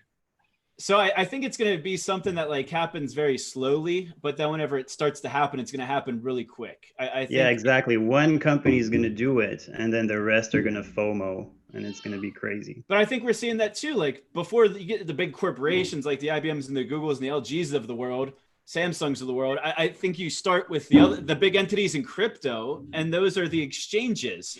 What very large, well-known exchange has come to EOS mainnet in the last couple of months?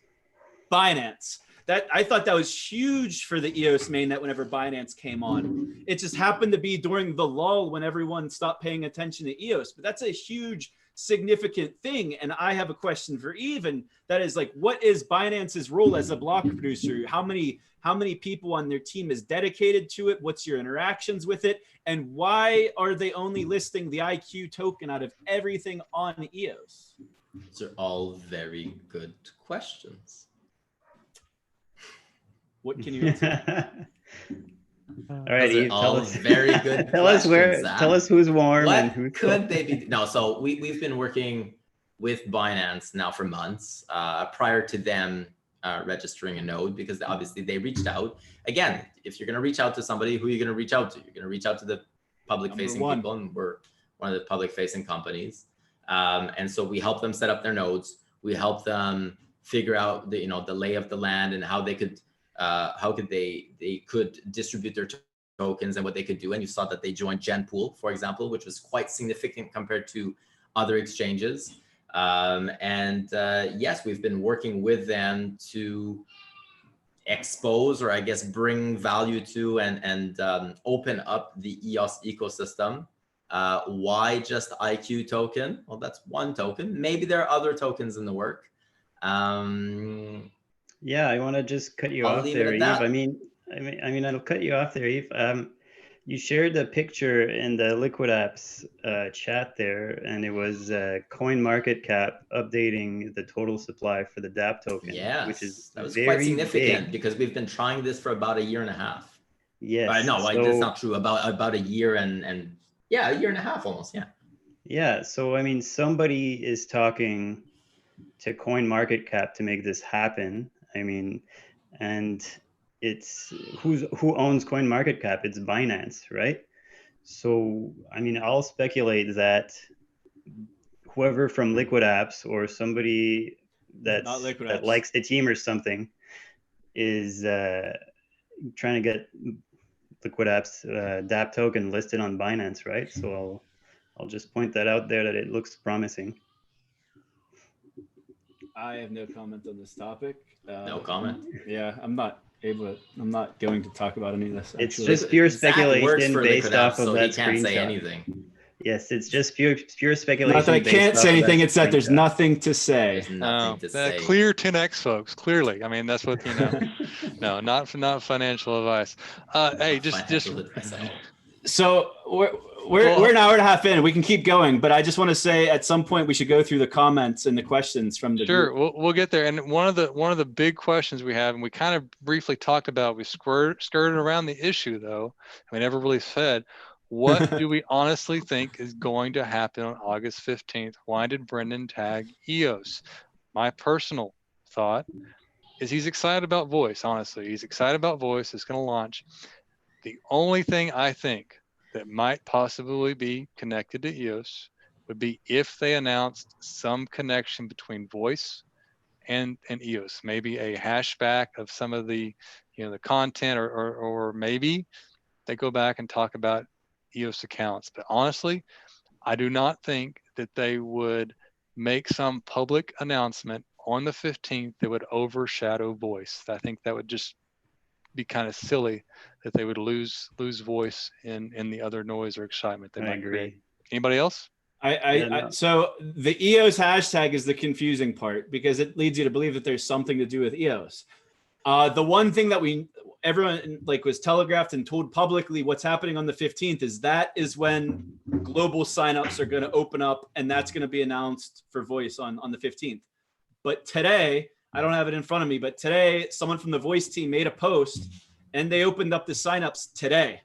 So today's the 13th. That means that in 2 days, what's the big news going to be? Because they already opened up the open invites. Everyone you can already invite people. Everybody's got 10 tickets.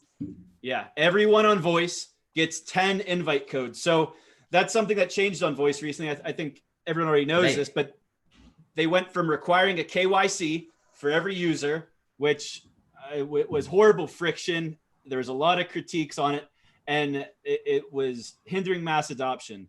So they switched their approach, and they went to an approach where it's proof of liveliness, where you basically have to prove that you're a human being. They use this technology called Face Tech.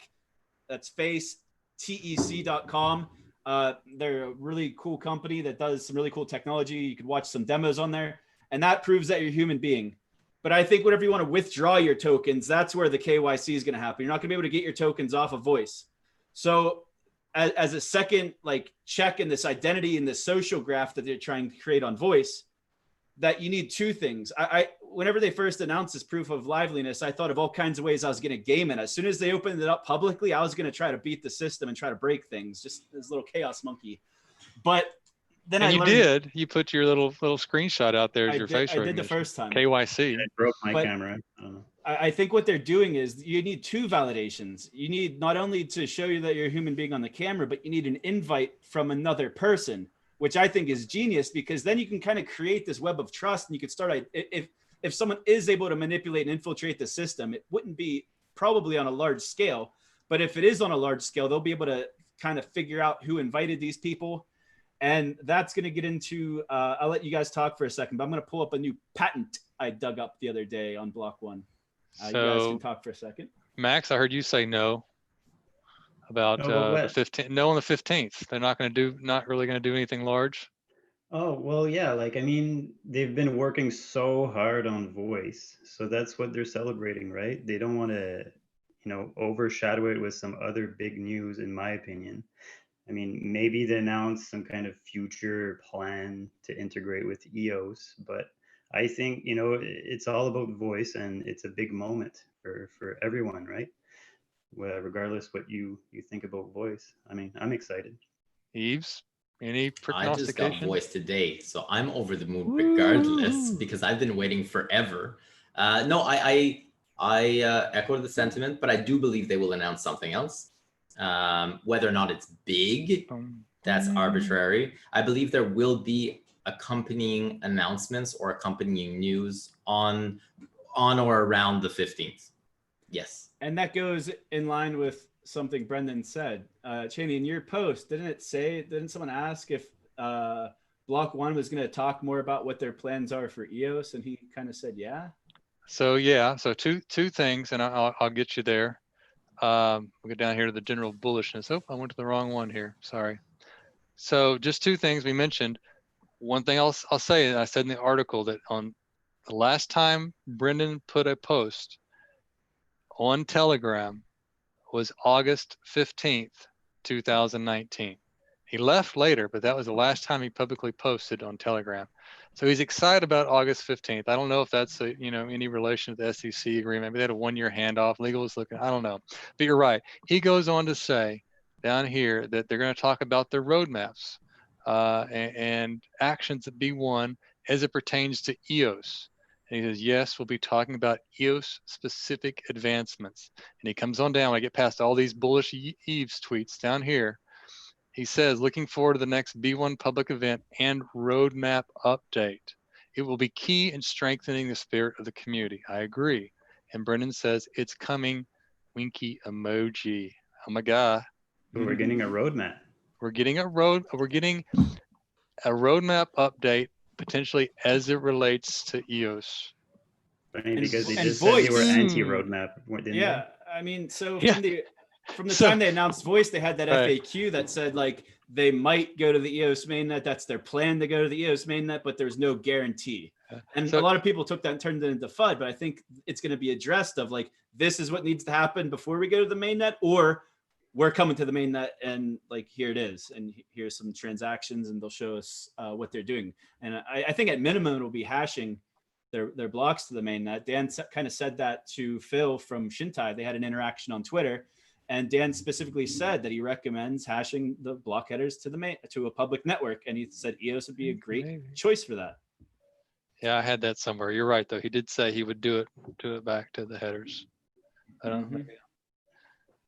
Okay. You had some information on some new and exciting patents that were posted since last time. So I didn't say they're exciting because they're patents. They are exciting. They're really hard to read, man. No, they're super simple. They're actually very simple. All right. I will steal the screen from you. Go for it. Whoops, I have this guy. All right. So hey, Richard. Yeah, he'll come up in a second. Sorry, Richard. I'm gonna kind of blow you up here. Okay, so I got a signee Block.one. I check this every couple months to see what's going on. The most recent patents. So I blew the whistle on the identity patents that were made public last year, but the new ones that came out were where is it? Bidding on a post on a social media platform. This one came out at the beginning of the summer. It kind of went with little fanfare because it wasn't too exciting. They just kind of protected their incentive model for voice. But these brand new ones, they were just published on June 18th. And just because they have this date doesn't mean this is whenever Google Patents made it public. I don't think it was, but they have a new patent for digital identity on a social graph. And then they also have another one that came out on the same day, systems and methods for incentivizing digital identity verification. I'm not going to try breaking these down with you right now. We've already been on here for an hour and a half, but I do recommend you check it out. You can go to patents.google.com. And if you look at these patents, you'll see who the authors are. So the authors are already always on a patent or on academic research. The authors are always written in the order of their contributions typically. So Dan's obviously first, but then you see the second guy is Richard B. Whitner. He happens to be on Voice, as a lot of people are, and he's actually written some really thoughtful posts. The Social on Blockchain post was actually a really good post. If you want to kind of understand how groundbreaking the technology is, privacy, security, this guy. That was an awesome post. Amazing post. Shout out Richard. This is an awesome post. He's the author. So everyone knows him as the author of this post. But whenever I saw the post, me being me, I recognized his damn name because he's the same guy that's on all of the other Block.one patents. He's on the other identity patents too, but now he's on the digital identity social graph and the incentivizing digital identity patents. So like I said, we're not going to get into them, but Chaney and I were looking at them last night, and it basically means it's the 6 circles of Kevin Bacon? No, it's 7 degrees of separation, basically. Basically, the first person gets on, Dan Larimer. We all know Dan. He identifies Brendan Bloomer. He identifies Yves La Rose. He says those are the people, and we all trust Dan. And then we trust those 5 people because Dan says we trust those 5 people, and that's their identity. And they each go out and they tag 5 people. And all of a sudden, you've got this great network of people that you start out with one trusted entity. All of a sudden, you pretty much have covered the entire world with people that you know and trust. If you say you trust somebody that's a bot, and then other people start saying that person's not, you get dinged because you lied, is what it boils down to. And that's where we go into the compensation model. They're going to compensate you. They're going to reward you for going out there and truthfully identifying people. If you don't truthfully identify people, you will be dinged. That's it in a nutshell, guys. It's pretty cool. Pretty cool the way they do it. Pretty simple. Check it out. And I think that's their long-term plan for identity. I think that the first step is this proof of liveliness with the referrals and signups and things like that. And they still have the KYC, and I don't think they'll ever be able to get away from the KYC. If you want to, if you want to take your tokens off of the voice platform, you're gonna have to do a KYC. I don't see that ever changing. But the digital identity, man, if they could solve that in a decentralized way, that's something that would have to be on the public network. No one, like it wouldn't really be a decentralized identity network and web of trust or social graph or whatever they want to call it if it wasn't somehow tied into a public network. And that's the other thing I'll bring up without bringing the patents up on the screen is every patent, going all the way back to the identity patents that I blew up last year. And when I blew them up, it was coincidentally on the show is me, Rob, and Mark Woods. Shout out to Mark if he's watching from Block.one now. But we were kind of blowing up that patent, and everywhere in the patent, it says on a public network. It never says EOS, but it says a law involves a public blockchain network. What public blockchain network would Block.one be interested in using that was not called EOS mainnet? I'll leave it at that. A couple of things, just looking at our agenda real quick so we can get to questions and let people go home. Wow, hour and 45 minutes. Right, voice launches is the 15th, but it's already happened a little bit here. So, you know, if you want an invitation or you have trouble getting in, you can reach out to anybody that's already on voice. They've got 10. Tokens reset. If you're on voice, use them. You're going to lose them. They told us that there's going to be multiple token resets now through October 15th as they try to weigh the mechanisms for how the tokenomics work. So we're going to see multiple token resets between now and the next 3 months down the road. So it's going to be an interesting time. Hope to see you guys on there. Make sure you follow everybody. Make sure you follow Eves. Go up there and give him a nice little voice pump out here so he has something to play around with. People are talking about the length of the podcast. Didn't you guys know that this is the longest running EOS podcast? Yeah. You thought I was talking about that was hour-wise. Hey, you guys thought it was longest running since we've been doing this shit since March. How many people are watching right now? I don't see the 164 stats like live. I think we peaked at 180. God, we have a 7-page agenda here. I think we're on page 4. Yeah, I know. We haven't even gone through it. Let's go through the comments and the questions, man. We pinged the community. We said, what do you guys want us to talk about? Why don't Chaney take the lead on this? I did. I went out there. Well, a couple of things real quick, and it's gonna kind of ask too here in a bit. Yves, is there any update on the new CPU resource model? Any idea when that might be implemented? I know it's going to be deprecated over time. It's not going to be boom 100%, but any clue where we are? Yeah, that's a really good question. So right now it's been deployed, or it is in the process of being deployed. We're still tweaking the parameters on Jungle. So with any code, right? When you start off with the code, for example, this particular piece of code, it has an iteration of 30 days. What I mean by that is in the new model, the rentals that you do, wow, you just disappeared. Your face went like in space. When you rent resources in this model, the time lapse of that is 30 days. And so in order for us to adequately test it, we go back and forth. Okay, well, what should we set that parameter at so that we can test and iterate quickly? So I think we've decided that we're doing that on 4 days on Jungle.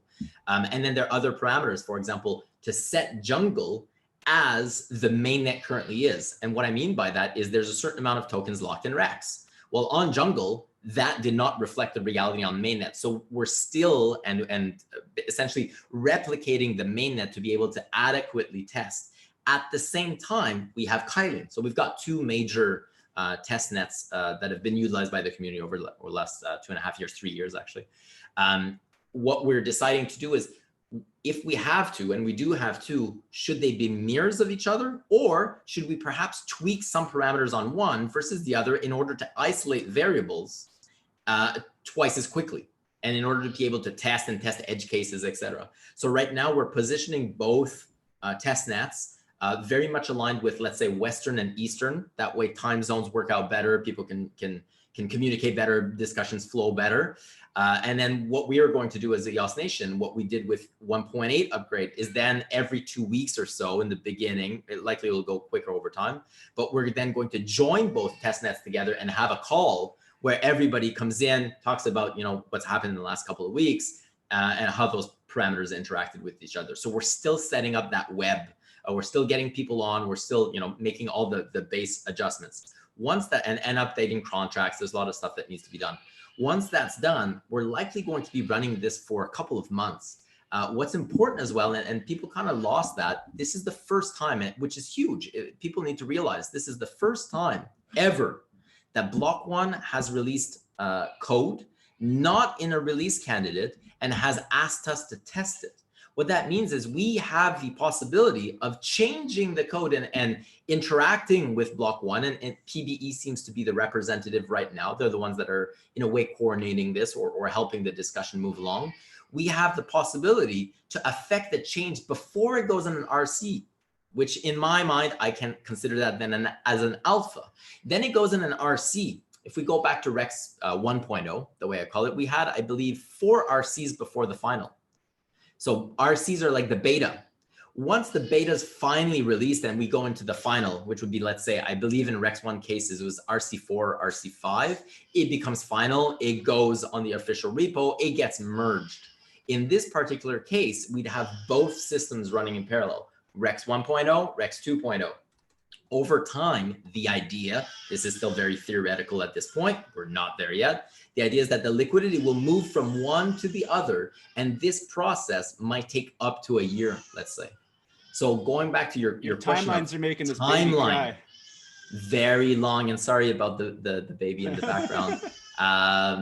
The timeline would be potentially a couple of months in order for us to get to a place where it's a final RC, and then potentially up to a year for the system to be completely moved over. Completely moved over, though, it's possible that within the first 2 months, the majority of the liquidity is moved over, and for all intents and purposes, your experience will be the new experience. But for the final, I would say maybe a year and a half. Gotcha. Okay, thanks. Good update, Zach. The only Sorry, I got to shout out Patrick. Yves always shouts out Patrick. He did the paid tips in the chat. I think I got 3 Swiss francs. He's got his Swiss workshop coming up soon. I don't know who all the guests are, but I know Benny Hakak, the CEO of Liquid Apps, is one of his guests. He also has Sebastian from Wordproof. Shout out to Sebastian. I can't think of who the third person is. Maybe it's me. Oh, it's that guy. Yeah, I see. He's so forgettable. All right, that's all. I got. I don't know the date of it. Eve might know it. But let's keep going through the questions. Yes, man. It's the 23rd. It's the 23rd. Only other thing we had, Zach, you had an interesting tweet this week about Nintendo. Ooh. Yeah. You got him excited. They are now a BP, guys. Nintendo, you can be a BP on your Switch. Just leave it on at night, and you'll run EOSIO. There you go. You heard it from Zach first. No, I lost it. So basically, all it was like some guy there. Go on the Everything EOS Twitter. You'll find the tweet. Basically, I linked to an old video on YouTube of some guy that put the pieces together to verify that Blankos would be launching on Nintendo. So, and I heard this through the grapevine also. So this isn't new news. So I think I don't want to say it's confirmed, but I'll say it's confirmed. And if I'm wrong, then screw me, right? But Blankos on Nintendo. I tweeted that out. I said, I can't wait to play Blankos on my Nintendo Switch. And guess who liked the post? Galaxy Interactive, the company that invested in Mythical Games. And they were the ones who I retweeted. Galaxy Interactive, who's like a subsidiary of Galaxy Digital, they made the tweet about Blankos. And I was like, screw it, I'm going to blow up this Nintendo thing. I'm going to remind people of it. So I retweeted him with comments that I can't wait to play it on my Nintendo Switch. And Galaxy Interactive, I know like isn't an endorsement by any means, but fuck it. This is Everything EOS. We're going to speculate. And I'm going to call it right now that Blankos will be on Nintendo Switch. And they will have an interfacing with the EOS blockchain. If even only at a small level at first, Rudy, the Mythical Games blockchain guy, he made a blog post like a month or 2 ago that it explains how they're going to interact with EOS, and it's going to increase over time. But that's exciting to know that there's going to be an EOSIO chain working on the back end of something that's on the Nintendo Switch, and also NFTs on Nintendo. It's happening I don't know when, because they're supposed to launch last year. I'm not going to predict when Blanca is going to launch, but I will say I'm super freaking excited about it. And I'm gonna call that, since Max made some predictions earlier. That way we can go back and say I told you so. I'm making my prediction. I'm drawing the line in the sand. Blancos on Nintendo Switch. I will kick all your asses when it's ready. I'm gonna one up you and say Nintendo as a block producer, since they'll want mastery of how EOS works, right? I hope so. We'll all be BPs. Okay, guys, moving on to questions. The first question, and I'm going to give this one to Robert Neil Schubiger. I hope I said that right, Robert Neil, but this is the guy that voiced my post up to 140,000 voice tokens so we could get the word out there to everybody about what was going on. So thank you, Robert. Great job. His first question, I'm going to direct it to Yves, and anybody else can jump in, but I think this is your question. Why is the EOSIO EVM running on Telos but not EOS? So I think he means the Ethereum virtual machine. I think they went out there and implemented the Ethereum virtual machine already. Are we going to do that on, or the BP is going to have to do that? Is that a BP requirement? It's not a BP. It's not. Thing. Anyone could deploy it. Anyone could deploy the EVM. But there needs to be a demand, right? Yes. And so if there's no demand, I could deploy it. It won't do anything if nobody wants to use it. I can tell you though that I have been in discussions with Ethereum projects that are looking at deploying on EOS, and I have shared the information, and we've been doing back and forth leveraging the EVM in order for them to do so. And these projects are located in one of them that I'm referring to right now is located in Switzerland, and it happens to be a municipality. And so some of perhaps what I was referring to earlier might have to do with that. Okay. That's the beautiful thing about the EVM is technical debt. So in 2017, the Ethereum Foundation consensus and everyone, they fed everyone the Kool-Aid saying like, this is ready for you guys to scale, build on Ethereum, build with Solidity. They spent years building on Solidity, investing R&D resources into Solidity. It's not that easy to just start from scratch and write in C++. They don't have to. They could port their Solidity code into EOSIO EVM, and it's a beautiful thing. And like Yves said, there just has to be demand, but demand takes time. Like the sales cycle on this stuff isn't like overnight. And the EVM was, and there's just education too. Recently. Like it's not a one-click button. Like I load this, I click one button and it's done. There's still work to do, but it's definitely not as much as starting from scratch. However, for certain instances, it is simpler starting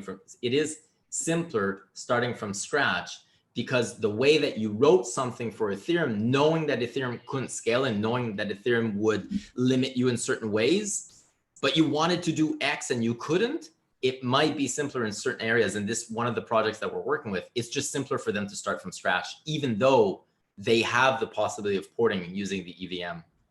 Because then once you start from scratch on EOS, then you unlock all of the features that are inherent to EOS from the get-go, and you're not installing, in a way, technical debt anyways using the EVM. Perfect. So we got you there. So next question, I'll start with the answer here first, and you guys want. The question is, same guy.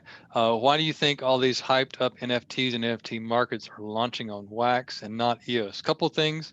Honestly, Wax is a 5-cent token. RAM fees are much lower. CPU fees are much slower. But the founder of Wax, Quigley, really did an excellent job getting together, like we mentioned earlier, with regards to EOS. We talked about Ultra. We talked about how they have a great team. Quigley's done a great job of bringing all these people on board and surrounding himself on the Wax Council of people that have an interest in NFTs. Anybody else have a take on that? My only take about NFTs in EOS. So yeah, there are NFTs in EOS. There are entities that are leveraging Wax that are now going to leverage EOS. Wax was first to the party for that. They're a federated chain as well. We're a block producer on Wax. I think we're ranked number 2 or number 3. It's much easier. We're told what to do. There's a central entity that says what can or cannot happen. That makes things much more efficient. In EOS, we don't have the same, I guess, environment or the same ecosystem. So things tend to be more decentralized, take longer, more chaotic. Gotcha. Speaking of EOS NFTs, Yves, have you checked out the Pixios auction house lately? Yes, I actually saw, and that's a good segue, Max. Maybe you want to elaborate on that. Oh, there's a beautiful, I don't know if Chaney can pull it up there for the crowd. But, I can't do it here, sorry. it's all good. M Blue, I believe, made a beautiful art piece of Yves La Rose in the auction house of Pixios. I think there's like 3 days left to bid on it. Yeah, so if you want to own Yves, you have a chance You want now. to own the first, I think it's one of the first collections of that he's made. And then also, if I'm not mistaken, if you win the Pixios auction, you actually get the Atomic Hub asset NFT as well on Wax. Cool. All right, I'll pull it up. Yeah, please go in and buy them blue. Shout out to M It's Blue amazing. Crypto. One of the most freaking amazing, positive freaking people I've ever met. Yeah, man. I didn't know the name. Yeah, EOS pre-explosion. Okay, there you go. Oh yeah. It's got music and everything. Man, I don't know if you guys could hear that, but it was really loud in my ears. No, I can't hear it. Great, you don't want to. Yeah, so shout out to M Blue and the NFT gallery.pixios.art. And to go back to the NFTs, I think the reason they're more popular on Wax is because, well, for the reasons Yves mentioned, but RAM is significantly more expensive on EOS than it is on Wax. And even on Wax, until Atomic Assets came out, like the simple assets weren't exactly, it was creating like a little mini RAM problem. Even with the Wax Cloud wallet, people were running out of RAM. And we know how, like, for someone outside of blockchain that's not familiar with crypto, like how confusing it could be whenever you run out of resources. Yeah. So it's just, there's a little bit more friction on the mainnet, a little bit more cost with RAM. But just so everyone knows, Nathan Rempel, I think this is public, but Nathan Rempel with Liquid Apps, he's been working a lot with NFTs and basically porting all of the standards to VRAM.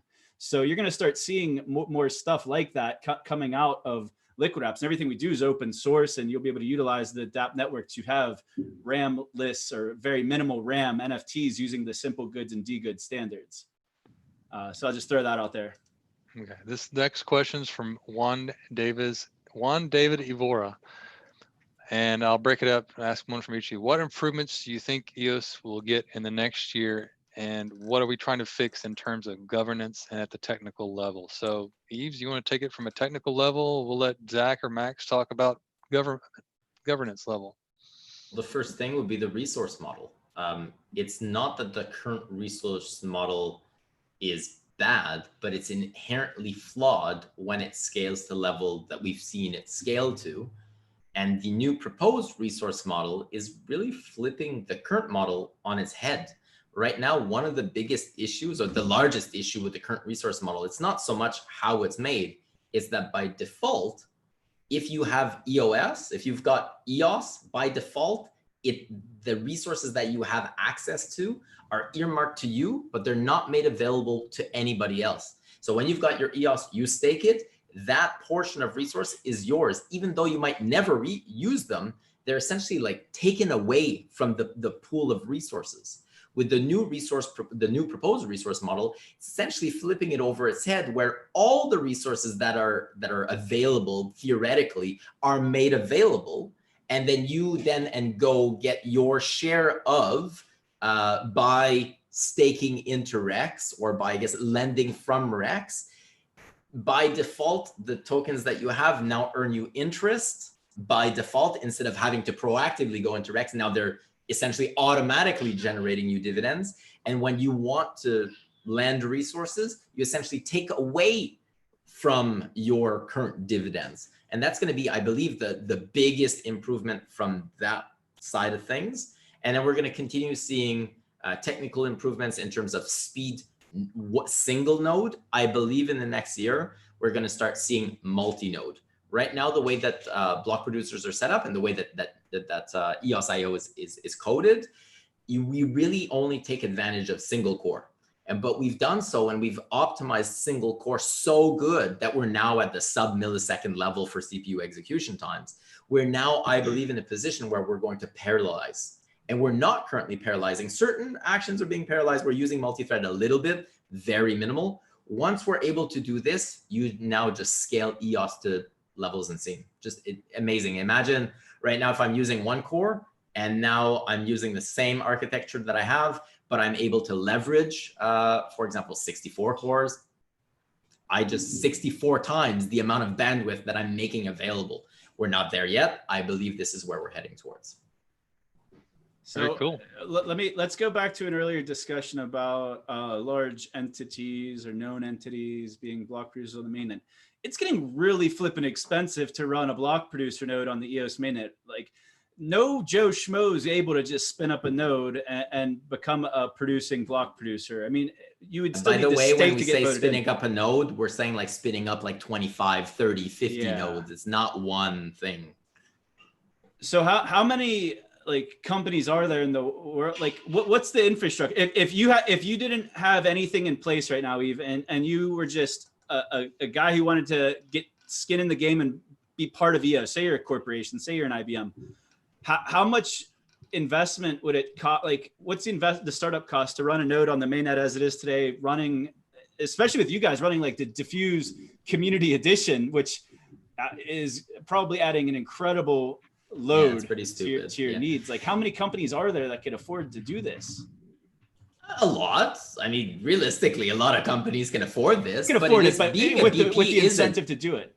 Being a BP is a deficit running business. You're not making money. I don't know what people think is happening. It's all on chain. You can see that through mining pools. That's just being distributed right away.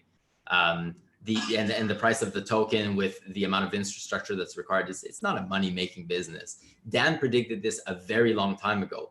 Businesses will come to the mainnet. Trusted entities will come to the mainnet, and it will be a money losing business. But because they're trusted entities on the mainnet, that will enable outside contracts or other things that might then generate revenue. We're already there.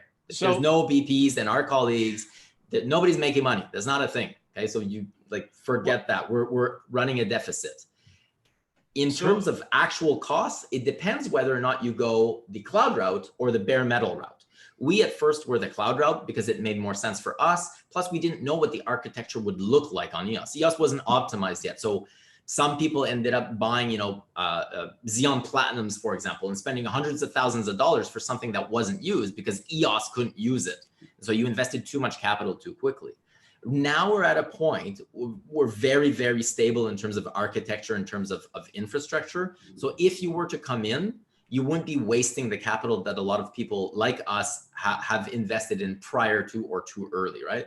If you're going the cloud route, I can say that certain of our competitors are spending $30,000, $40,000, $50,000 US per month just on bandwidth.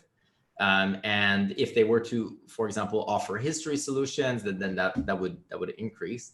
If you're going the more traditional, I guess, bare metal route, it depends how many nodes, how you're structured, where are you structured, how much bandwidth are you offering. But it's in the hundreds of thousands of dollars just to get set up, let alone then the tech debt of how the hell do you monitor this? I always say that like being a block producer is not that difficult. Of course, you need technical competence. Not anybody can just do it tomorrow out of the blue. What's very important and what we focus on is what happens when shit hits the fan. What happens when the software crashes, when your infrastructure doesn't behave the way that it's supposed to and it crashes? That's where a lot of the money is spent, is having that knowledge and being able to have robust infrastructure and everything. So having backups of backups of backups, ensuring that when your relays are set up properly so that wherever they are in the world, when the rankings change, the block producer before me and after me is always optimized. So peer-to-peer is optimized depending on where they are. We happen to be right between a BP in Europe and a BP in Asia. So we're going as far as possible both ways. So we've had to specifically architecture things a certain way. Not everybody has to do that. You might be in a location where there's two BPs closer by in terms of geographical, not physical location, but node location. So you won't necessarily have those costs. But definitely, like, is anybody capable of tomorrow just spinning up? No, there's significant cost to be able to do this.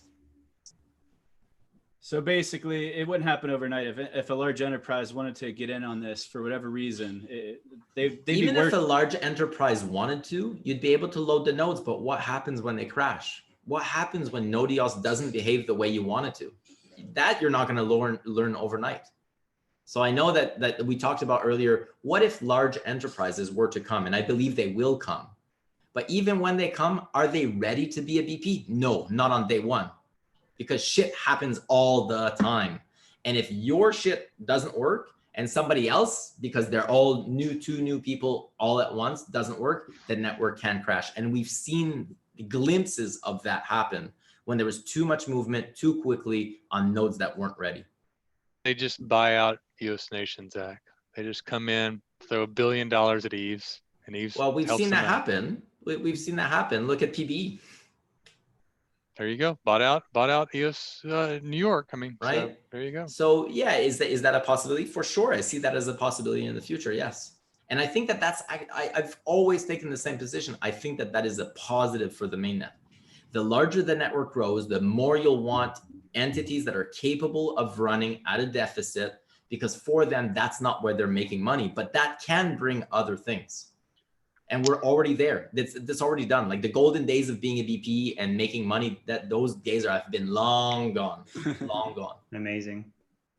So the next one comes from Shane Michael Calfee, and I remember. We got to call this. Yeah, call him out. I remembered this guy from Twitter, and he was the one that had the great website called Fire Brendan Bloomer. And it was up for a while, and he and I chatted on voice. He had about a dozen questions. I picked it down to 3, but I asked him a question back about why he did that, and he was just disgruntled with talked about community with the responses and the direction that Block.one was taking at the time. But he says he feels much more confident these days. So good job there. And we kind of answered this, Max, maybe you want to put some more onto it, but what strategic partners do you think would synergize with the EOS mainnet? I think we kind of talked about that, but go ahead. Yeah, we have. Yeah, I think quite a bit. All right. I think voice. I mean, I'll talk about 3, and I'll throw a prediction out there for obvious reasons. I just mentioned cloud costs and bare metal costs. IBM's a natural choice. Google, Microsoft, AWS, they all run cloud. Are they going to charge themselves? No, not so much. They've got the bandwidth.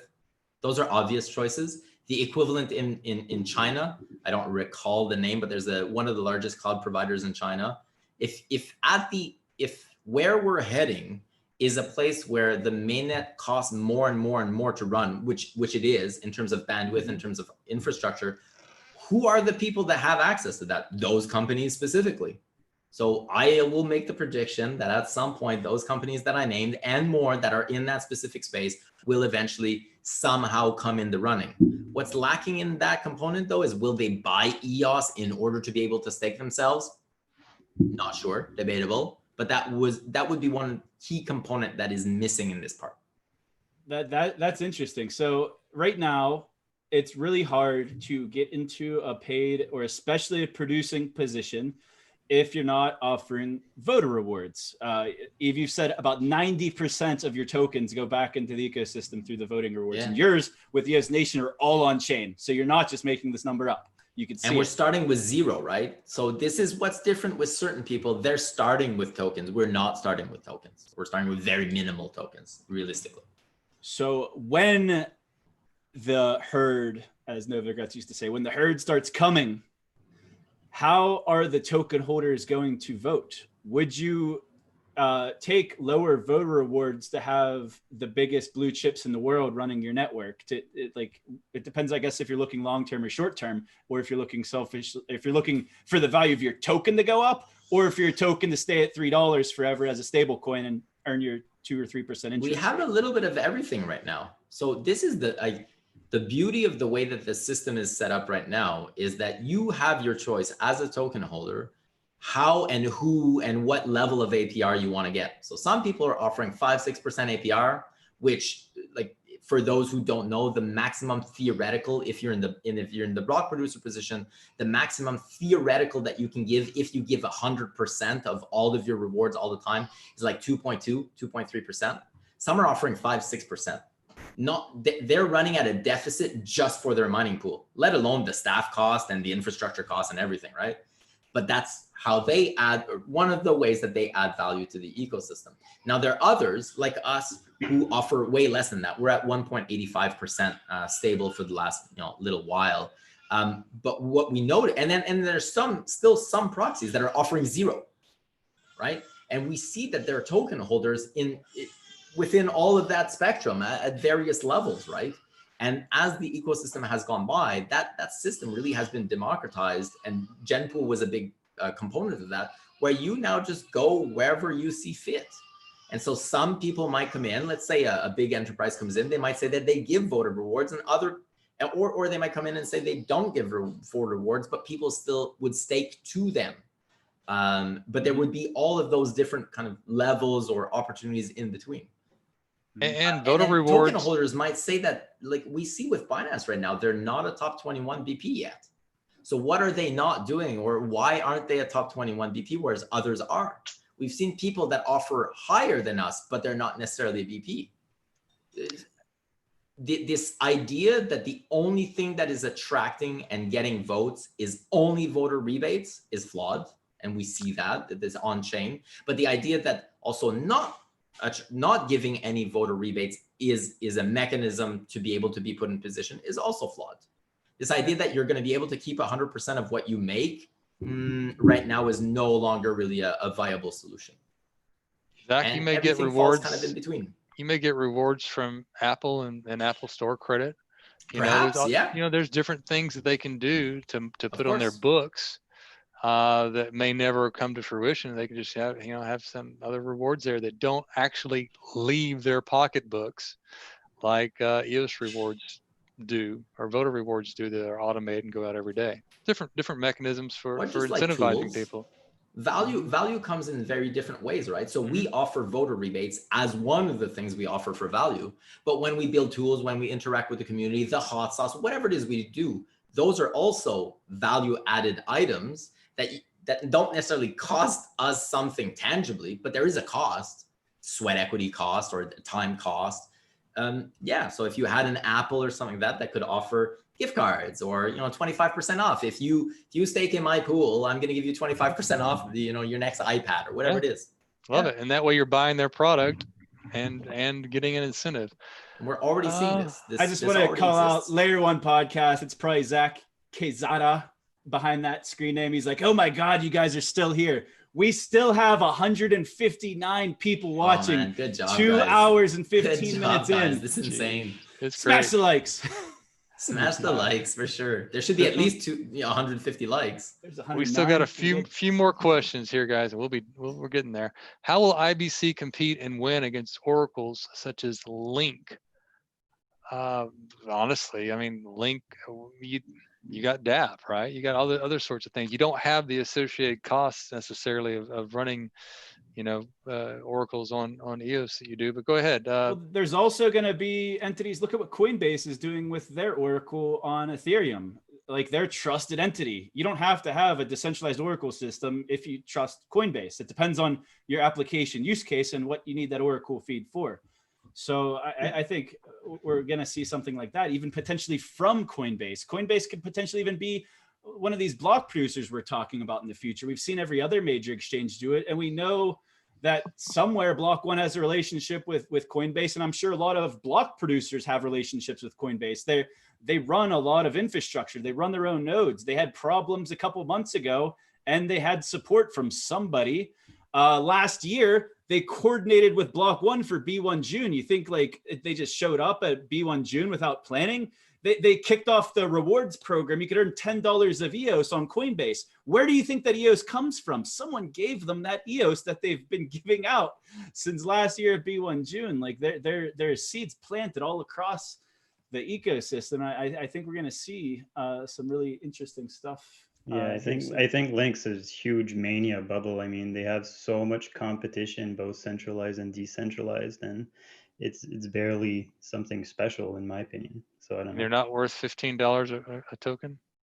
$18 now, I think. Oh my like God. 17.50. Seriously? Oh, you're talking Canadian dollars? Because that's a different thing. They increased in market cap by $1 billion, I think, in like 8 hours earlier today or last night. God, that's why I've been working too much here. Missed that one. You gotta listen to the animals on Twitter. That's the secret. You listen to the frogs and stuff like that, right?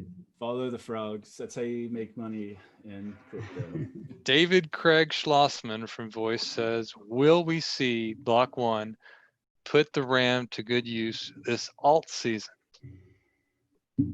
Who says it's alt season yet? But when are we going to see? Well, we're going to see them use the RAM. What is your time frame for alt season? When does that end? The only reason I think they bought the RAM back in the day was before the B1 June was to prevent speculation if they wanted to create voice accounts on EOS or EOS verified voice accounts. So that's still my speculation. And whenever they announce or whenever they decide to move forward and create EOS accounts for voice users, that was why I thought they bought the RAM. But maybe they bought the RAM to help run some massive exchange on EOS. I don't know.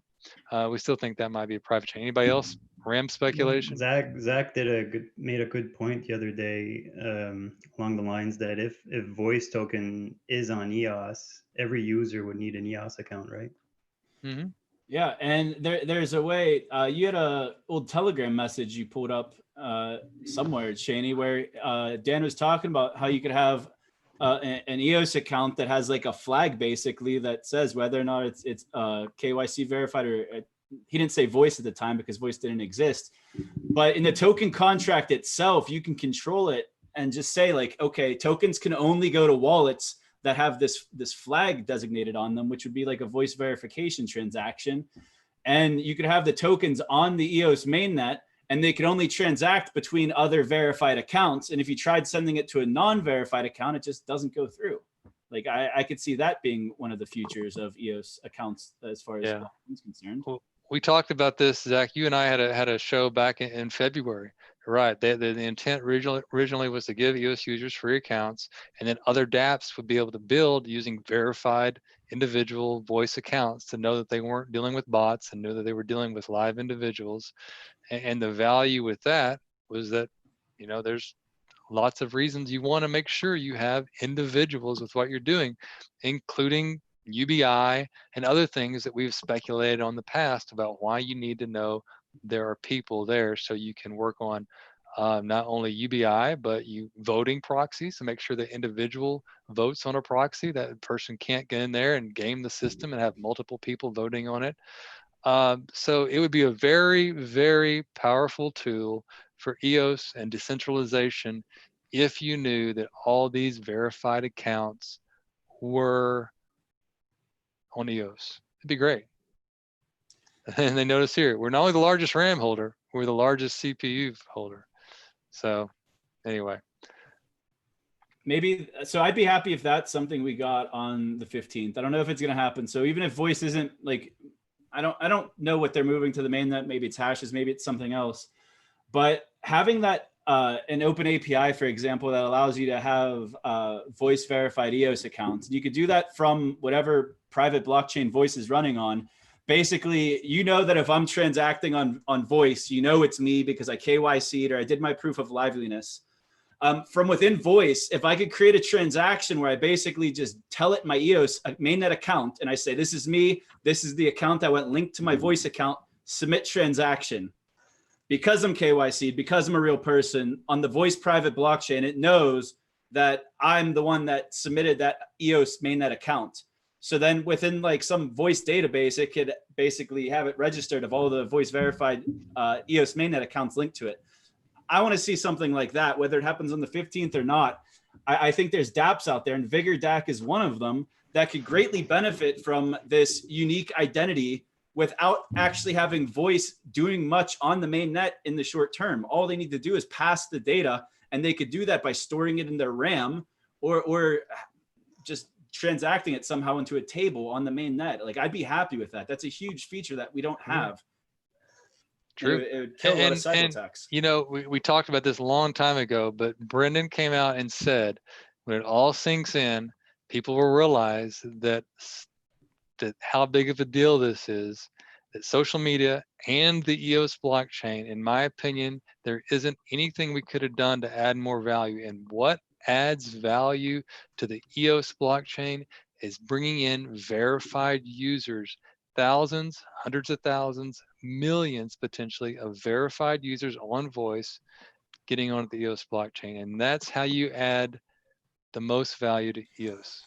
I disagree. Anyway. I think you add the most value by market buying it. But So let's get to that, Chaney. I know we've been on here forever, but CryptoWriter, or the Writer Company, whatever you guys are calling yourselves these days, you guys have been posting a lot of content on voice.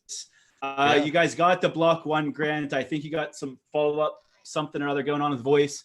You've brought on authors from other ecosystems that are usually looked at as being maxis. You have an ETH writer, for example, with ETH experts writing on voice.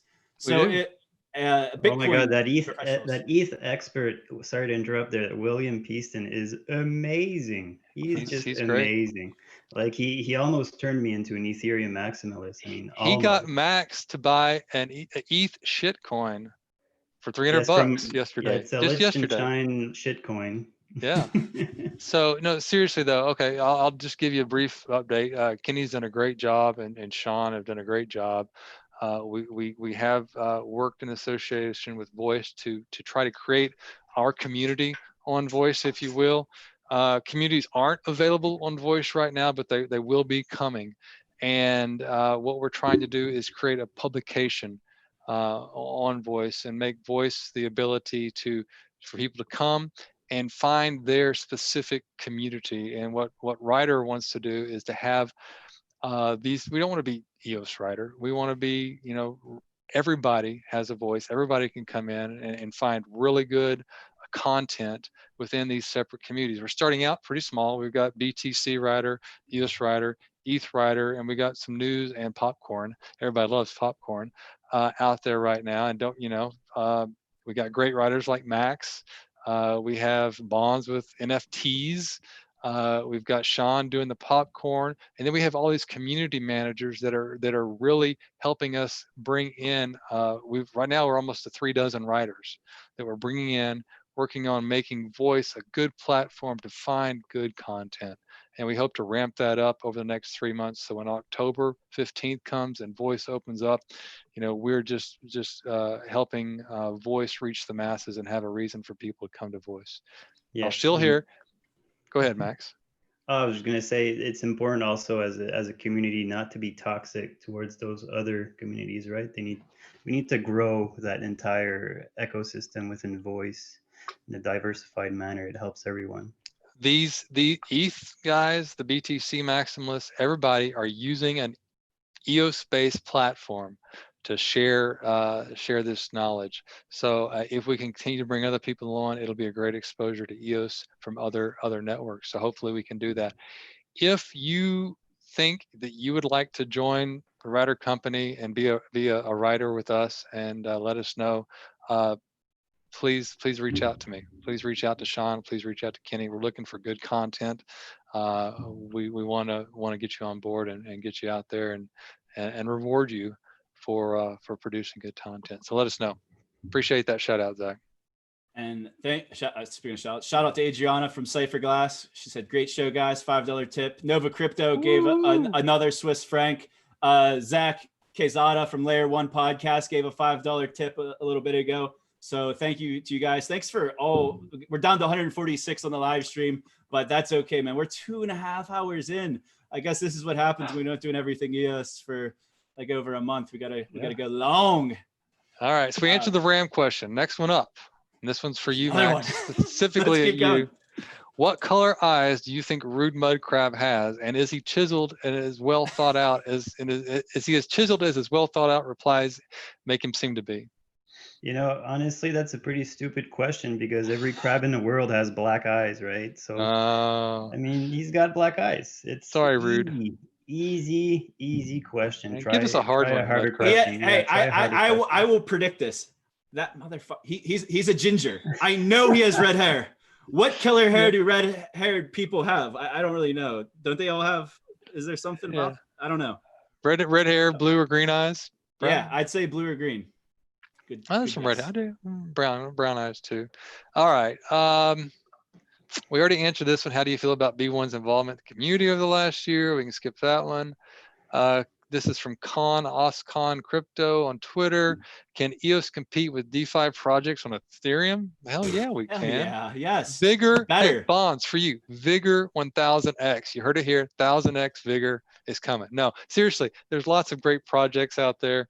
The DeFi, you're laughing at me. That's not financial advice, guys. Vigor's a good project though, but there's when only people 1000X. Whoa, That's listen. it. least Vigor is 1,000. not just a good project. Listen, It's a I've great been there. project. Sorry. No, it's not just great. Listen, I've been there for months, and it's magic. I've never magic. seen anything like that. How much leverage do you have? Maybe we should ask Zach how much leverage he has. I'm pretty long. If you know my public account, I'm long. No financial advice.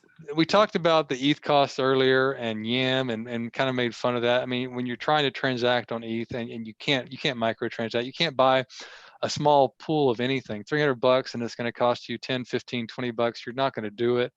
You better be doing large scale. The ETH DeFi boom is taking away the decentralized aspect of crypto because most of the world can't afford a $20, $25, $30 transaction. Can you afford potentially free transactions on EOS? You know, if Vigor pays for the transaction on EOS, it doesn't cost you any transaction fee to do that. So just keep that in mind. Yes, it's coming. He's mentioned a lot of great things earlier with USDT and other stuff happening. I would like to call out a few other big projects. DeFi Box is awesome for liquidity pools. Shout out to them there. And Nudex. Let's shout out Nudex. They're funding projects. They created I don't think they're grants, but they have an investment program that they're basically investing in DeFi projects. There's someone who else is investing in DeFi right now. Someone else has Bitfinex. They announced a fund. And then there's also block producers that have been launching products and non-block producers also. There's that was it Alcor Exchange? Is that how you say it? Yeah, I think so. Yeah.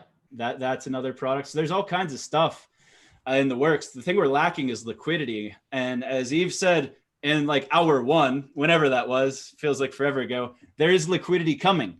And it's not just from Block.one, but I think a chunk of it will be from Block.one in a way. But I think there's more people coming. As Yves said, there's some whales whispering. There's some people that want to park capital. And EOS, I think, is as good a place as ever. And I think it's ripe for an explosion. So Khan also said, when will we see marketing and what will be done to promote EOS? And I think he's pointing directly at Block.one with that question. So Max, do you think we'll see marketing anytime soon from Block.one? And I'll put this up there on the screen to share too. Well, I mean, if they offer me a B1 grant to go on TV and shill it, I'll do it. Right? That'd be marketing like nobody's ever seen before. Perfect. I'll take a B1 grant to keep doing everything EOS podcast. We'll do like 2 a week for a Block.one grant. If anyone's listening, you could email me. Maybe we need to set up the Zack Gall DeFi coin on EOS, and everybody can help fund Zack Gall with the liquidity pool. We're gonna do actually push my DWeb coin that it does nothing. It's a shit coin. Don't buy the Everything EOS token on DWeb. That's Zach's fault. He actually has an opportunity and he's not taking it. There you go. I'm putting him on the spot. That's actually his fault.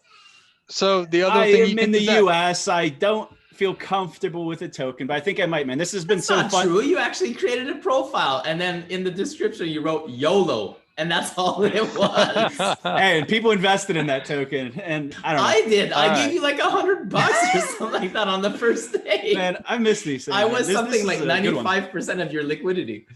Here you go, Zach. You start putting a post on Voice every week, and once you accumulate enough value in Voice tokens, based on people asking you to do certain topics and voicing up their comment, whoever voices up the comment at the end of the week, you help do a podcast. In all honesty, this is the true story. Last year, when Rob and I were really ramping up the Everything EOS, we were going hard. Rob really took care of this show from a Cypherglass sponsorship. The whole idea was to grow it so that when voice would launch, we'd be able to monetize the podcast through voice. So honestly, like when voice launched and the tokens didn't have value, that's kind of whenever our 2-year business model kind of fell apart. That was basically the long-term revenue strategy for doing this podcast. So I'll just throw that out there. Truth. I just had a thought pop in my head about the marketing there. What if Block.one does a Super Bowl commercial that's like a remake of the famous Apple commercial from the 1984 one? Blue already made that. Yeah, we know. Right. It's out there. Yeah. Okay. Go out and look at Blue's channel. Go look. Yeah, he did that with Zuckerberg saying voice multiple times. So looking at the screen here, basically, you know, this was the first tweet here, or the first Telegram message there is from, I think, May of 2019, and that's when Dan said you're going to see marketing that will be beyond anything seen in crypto. But before you market, you need to have an onboard strategy. Okay, that makes sense, right? And then this was after June, or this was right before June 1. Our marketing has not yet begun. And this is the last one here is right after June 1st. And it says it is just beginning. So this was after June 1st. And then this was just recently. This was January 31st, 2020. Marketing a technology, and he's talking about Ethereum here, but think about it. Marketing a technology prematurely can set the adoption back. In my opinion, there are a large number of unresolved usability and security issues with all blockchain tech that must be addressed before marketing users is justified. So maybe it's you're right, Max. Maybe they do some large Super Bowl commercial. Marketing has just begun. Marketing being unlike anything you've seen in crypto. What if they just market voice? They just market voice. You get the voice account. You get the EOS account. It's easy to market it's easy to market a social network. It's hard to market a blockchain to people that don't understand it. Just a thought. Yeah, and once they onboard influencers to voice, I mean, that's gonna be exponential marketing, right? It's gonna market itself. So they're already bringing in influencers on. So Chaney talked about what they're doing with the writer company. I've heard that there's other like independent publishers that are already onboarded, or I've read about it, and you can see it. Like if you look at Salah's Twitter, he's constantly pointing out the fact that like small independent publishers are going out of business like crazy, especially with the pandemic and stuff. And I'm pretty sure I've heard from a couple different people that Voice is trying to work with some of those independent publishers that their business models are kind of being disrupted in a bad way. Salah talks about news deserts a lot. If you look there, you look at his posts on Voice. That's one of his main concerns. So I think they have a few influencers in their back pocket. Maybe that's something we could see on the 15th. That'd be cool. Like the first big influencer with like a following of like 10 million, 100 million. Like, I don't know how big. I'd be happy with 1 million. Make sure that they have no trouble bringing on 10,000 users in the first month before we start trying to onboard 1 million users, because it's still not quite. It's not easy. It's still not kink free. Yeah. Right. Okay, we're almost to the end, guys. This is Ignacio Arreces.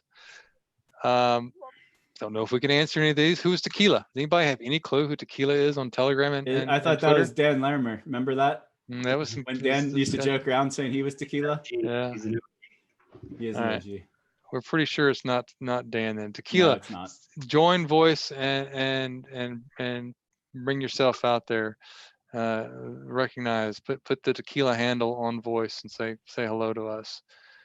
When will Voice, same user, Voice tokens have real value? Probably not until after October 15th, because that's what they claim to be the last reset. So maybe as soon as October 15th, thereabout. Now, whether real value is 1/billionth of a penny, until they start bringing on advertisers and other people that want to reach out to the users, the verified real users, and there's enough of a market there to do so, I don't think that you'll see a true value. I have to address the live chat. So do it. I think we talked about earlier something that like livened up the EOS community. One of my favorite things I saw in the last couple of weeks was Dan and Hoskinson going at it on Twitter, back and forth, and then literally 2 weeks later, all of the nodes on the Cardano like Shelley blockchain network, it shows exactly what Dan said was going to happen with Pareto effect. it's all like the iOS or IOKS or ISK nodes basically running the network. But everybody has the chance to produce a node, Zach, even if it's a non-zero chance, just like I said, have a non-zero chance of winning the lottery 3 times in a row. So I was told to tell the Hoskinson story, the Charles Hoskinson story that Layer 1 podcast wants me to retell. So back in 2018, I was with a company called ICO Alert. That's where I met Mike Finch, Rob Finch, and Layer 1 podcast, all those guys. We're all one bunch. We were in California for a conference, Token Fest. I thought it was cool. We had a booth there. We sponsored the conference. We had a booth, and I was like, how can we get people to engage with our booth? So I bought a bunch of these giant cardboard heads that you could like hold on a stick in front of yourself so that people could take selfies. I had everyone. I had Dan, I had Vitalik, I had I forget who else I had Andreas, all these people. It's like 8 a.m. It's an hour before the conference started. We have all the heads laid out on the counter. Hoskinson is at our booth looking through the heads, looking for his own head. He doesn't see his head. He's holding Dan Larimer's big fucking head in front of him. And he looks up and he said, "Where's mine?" And Mike Finch, Rob Finch's brother, has no freaking idea that this is Charles Hoskinson. And he's like, he just thinks he's a regular guy. And he's like, we don't have him. You could be Dan for a day. And Hoskinson puts the head down, walks his ass away like a little bitch. That's awesome, man. That's awesome. Hey, you know, there's a good thought out there. Why doesn't Dan put out a $200,000 bounty to get ADA virtual machine in EOS, and we just because nobody right there. It needs peer reviewed still, man. Nobody cares. I agree. No one cares. That's hilarious, though, Zach. There's literally like no test net for smart contracts, right? There's nobody building on it, right? No, there's no smart contracts. I don't want to talk about Cardano anymore. I already have. Yeah. But all right. So this comes from G's EOS or G's EOS. What projects are you excited about on EOS? I named all of them. I named a lot of them already. So listen, I'll name a few. I mean, I don't know much about EOS. If you show real or whatever that fucking coin is that you real like. Casino coins, baby. I'm not gonna get casino coins, but I mean, I have a few. I mean, EOS network, complete your KYC before the end of the month, or you might lose your tokens on. So what is EOS network for people that may be way out of the loop here, Max? I don't know. Like I said, I don't know that much about it. It just seems like a less scammy Warbly, right? It just looks like. Well, so it is Warbly. If you have Warbly tokens and you do not KYC with the new platform, even though you've already KYC'd with Warbly, you will lose your UX tokens, I believe. Yeah. I mean, and your Warbly tokens will be worthless. Yeah, and pay close attention to the projects that are moving there, right? Like Seed and Edna. You might think they're dead, but they're not. Yeah, and another Seed will grow again, is what you're saying? Grow, I don't know. I think you guys should pay attention to Liquid Apps. Liquid Apps is my favorite project. That's what I'm saying. I mean, yeah, I don't know. So, and a little known project that I personally love is a block-based network. Blockbase.network is the website. I mean, that's the absolute perfect use case for EOS, and they're really far along, further than you'd think in development. And I don't know, the guy Ricardo Schiller is amazing. I mean, I agree. Schiller. And yeah, so that's something to keep an eye out on. My favorite project's Strong Block. Is that a project? Sorry. I'm shut up here. I'm getting in trouble. Never mind. You have a project, Yves, you want to talk about? Well, one that we actually didn't mention, but Zach did try to interject. Liquid Apps. Liquid Apps is doing some amazing things. I mean, they've been giving out bounties. How many other projects are actually giving out bounties with actual liquidity, actual value in EOS? They're really the only one that really stands out. And they've got a slew of products, a slew of services, and actual applications are using them. So Liquid Apps, shout out. Max is wearing the shirt right now, so if you're not sure what the logo is, just look at Max. Whoa! And then Vig, we mentioned Vig a couple of times other as well. Side. Max, you have the bag in the background too, little Easter egg on the couch. I can see it on the couch. That was supposed to be a subliminal message. But no, I mean, and then Zack is a part of the project. So I mean, there's a lot of really good people a part of that project, and there's potentially some good news coming out of the project soon. That's truth. Always good stuff. But as far as the bounties, yeah, if you're an enterprising developer, like, and you want to make a living or just even a part-time gig living on blockchain technology, like, these bounties are available. Like, if there's several of them, liquid store, like, there, you could build oracles with, you can connect Chainlink to the EOS mainnet, which will probably be good if you're like in the Link Army, Link Marines, whatever they're called. You could set that up. We got liquid storage. I think we have usage grants. We just had the Reddit bounty, which EOS Nation was part of, is part of. But yeah, we'll have more on that. I got a bunch of Liquid Apps content coming out over the next month. That's why I wanted to get this episode out, because I'm going to be slammed for the next couple weeks. We'll have probably 2 videos a week coming out leading up to something exciting that we have going on in the very near future. I like it. Maybe we'll be back in a couple of weeks with what actually happened on August 15th. We'll see how we've done. Guys, we made it. We made it. We made it through every one of the questions that I pulled off. It's kind of a shame we didn't even go to the full 3 hours. I can go back. I actually took a lot of those questions and threw them out the window here, so I knew we were going to be long. I can go grab more questions if you want to make it 18 minutes. This whole show reminded me of the old EOS radios, and it's great that Eve is on here. Shout out to Ash Oro, now known as Ash Whitener at Block.one. So there's no more EOS radios since he... and Zane. You got to give a shout out to Zane as well. Yeah, of course, Zane. Zane's still part of the community of this. I still talk to Zane. I don't really see Ash as much anymore because he had to kind of pull the fade act whenever he joined. I have nothing else, guys. I have everything I wanted to say here. I got more questions if you want them. Has anybody reached out to Peter Thiel about integrating EOS with PayPal or Venmo? There's your Peter Thiel connection you always want to go out with, Zach. I think we'll see some. I don't know what, though. Like, Block.one's been very quiet with like his involvement, and like he's such a big entity that he could potentially be making investments through his funds that he's not like directly involved with, because he's invested in like hundreds of projects. So I really don't know his involvement. So it's really hard to speculate on. I think only like the Block.one board probably knows. I'd be interested if he is on the board. I have no, like, that's something I've never heard a leak on, is anything that involves Peter Thiel. I just like to talk about it because it's like my hope and dream. One of the other questions we didn't go over, but maybe Yves can talk about it, bonds and the long-term different levels that we were talking about when Dan talked about staking for 1 year and 3 years and 5 years and 10 years. Have we seen any type of movement in that direction? Yes, that's a really good question. When you talked about earlier, what are the potential changes to come within the next year? And I touched upon the resource model. I touched upon something else, and now it escapes me. But bonds. So the bonds were also key to the resource model in some way, shape, or form. And I do believe that we're going to be, and we've internally been testing out bonds and testing out kind of general idea of how this works. We've been running out the theory and actual code and formulas to see how they would react for a very long time now. And I foresee that they will be coming out. And we're big supporters of those. And that may or may not be a part of the resource system. I'm not speculating here. I'm literally not. I believe that it might be a component to that.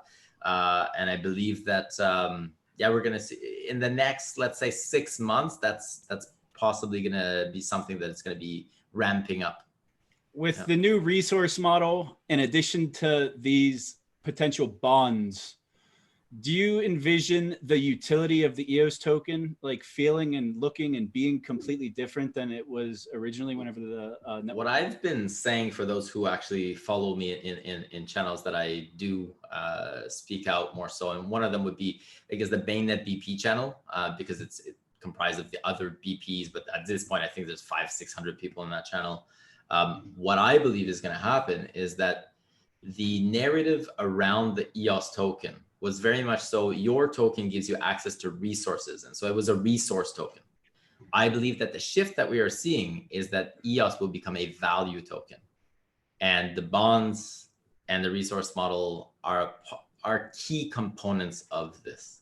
And so the narrative will no longer be as much you own a certain amount of EOS and it gives you access to the resources on the network, it will be you own EOS and it's got value. It's a value token.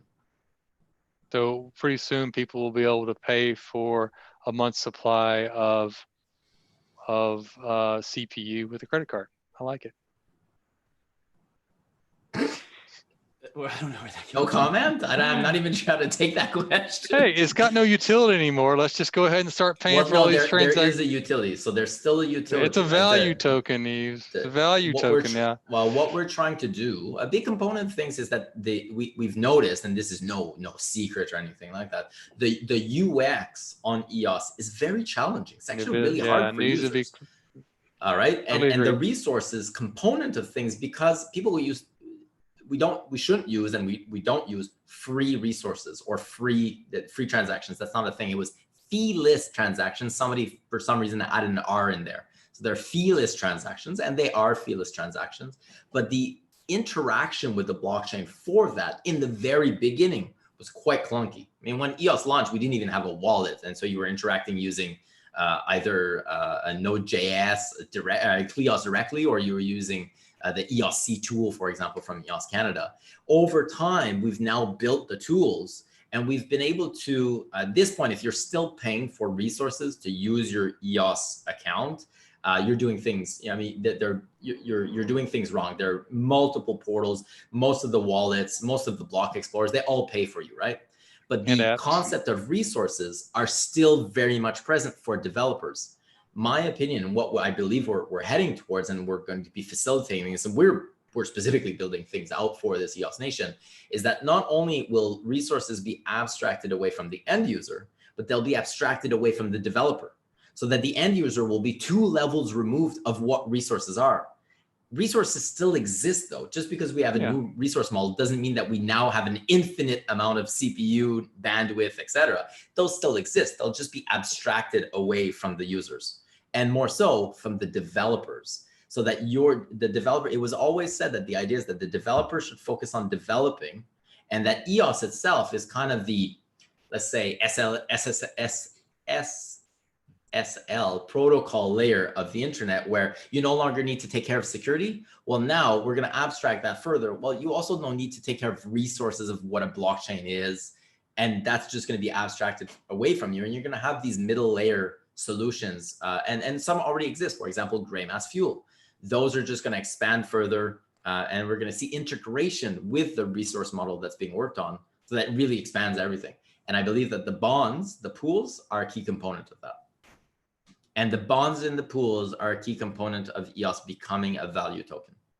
And to add to that, I don't remember everything about the bonds, but I think the longest one proposed is like a 10-year bond. Yeah. I want to go back to, if the enterprises decided it was the right time to want to join the EOS public network, they wouldn't have to invest a ton of money. It'd still be a significant amount of money, but they wouldn't have to invest as much for vote power if they're willing to lock up their tokens in the 10-year bond. Multiplier effect. Mm-hmm. For longer term lockup, right? Yeah, basically the less people in the pool, the more vote power that pool would have, was how it was proposed. I'm not going to elaborate too much because I haven't read it in a long time. The bond pools may no longer be tied to voting. Okay. That may not happen, but it doesn't remove kind of the base premise of what the bonds do in terms of value and dividends, etc. Okay, I thought the premise was those that are willing to lock up their tokens for a longer period of time have more incentive to vote properly to ensure that longer period of time their tokens are protected. That was the emphasis to begin with, right? Perhaps, but at the same time, it's all about money now, and it always was. We just shied away from talking about it. Money.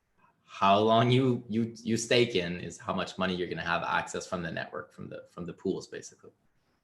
Yeah, I think this is pretty bullish. Now, again, this is all like, it's not fully coded yet. This is just the direction that I see that we're heading. I would just like to add that when we started the show, we don't usually talk about price on the show. When we started the show, we're at $3 EOS, and now we're at $3.14 EOS. We're worth 14 cents, everybody. Hey, I'm just kidding. Yeah, 3%. That's 1%. No, wait, 15 cents. Yeah, man, we've done a great job here. I mean, I don't think it was us. 5% in 3 hours. We just got to keep going, guys. We got to do it for the community. I think everything's up. I don't think it was us. Yeah, maybe every time you smash the like, EOS price goes up by a fraction of a penny. Oh god! All right, we're down to 131 watching now. We're kind of bored. I Everyone. think people's getting tired of us, guys. We did good though. We're 9 minutes out from 3 hours. Anything else? I don't know, man. Yeah, I mean, quickly in the projects I like, I really wanted to just shout out to Emanate. Hey, you're right.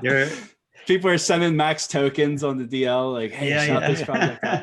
No, just somebody, I think it was Rude McCrab or somebody in the chat, or that said that, you know, Emanate is one to watch out for, right? They keep pumping out amazing news that nobody's paying attention to. They have Deadmau5, like, they're doing stuff. I don't know. It's pretty. And Deadmau5 is onboarding all of the artists like that he works with on there, right? Sweet. Yeah.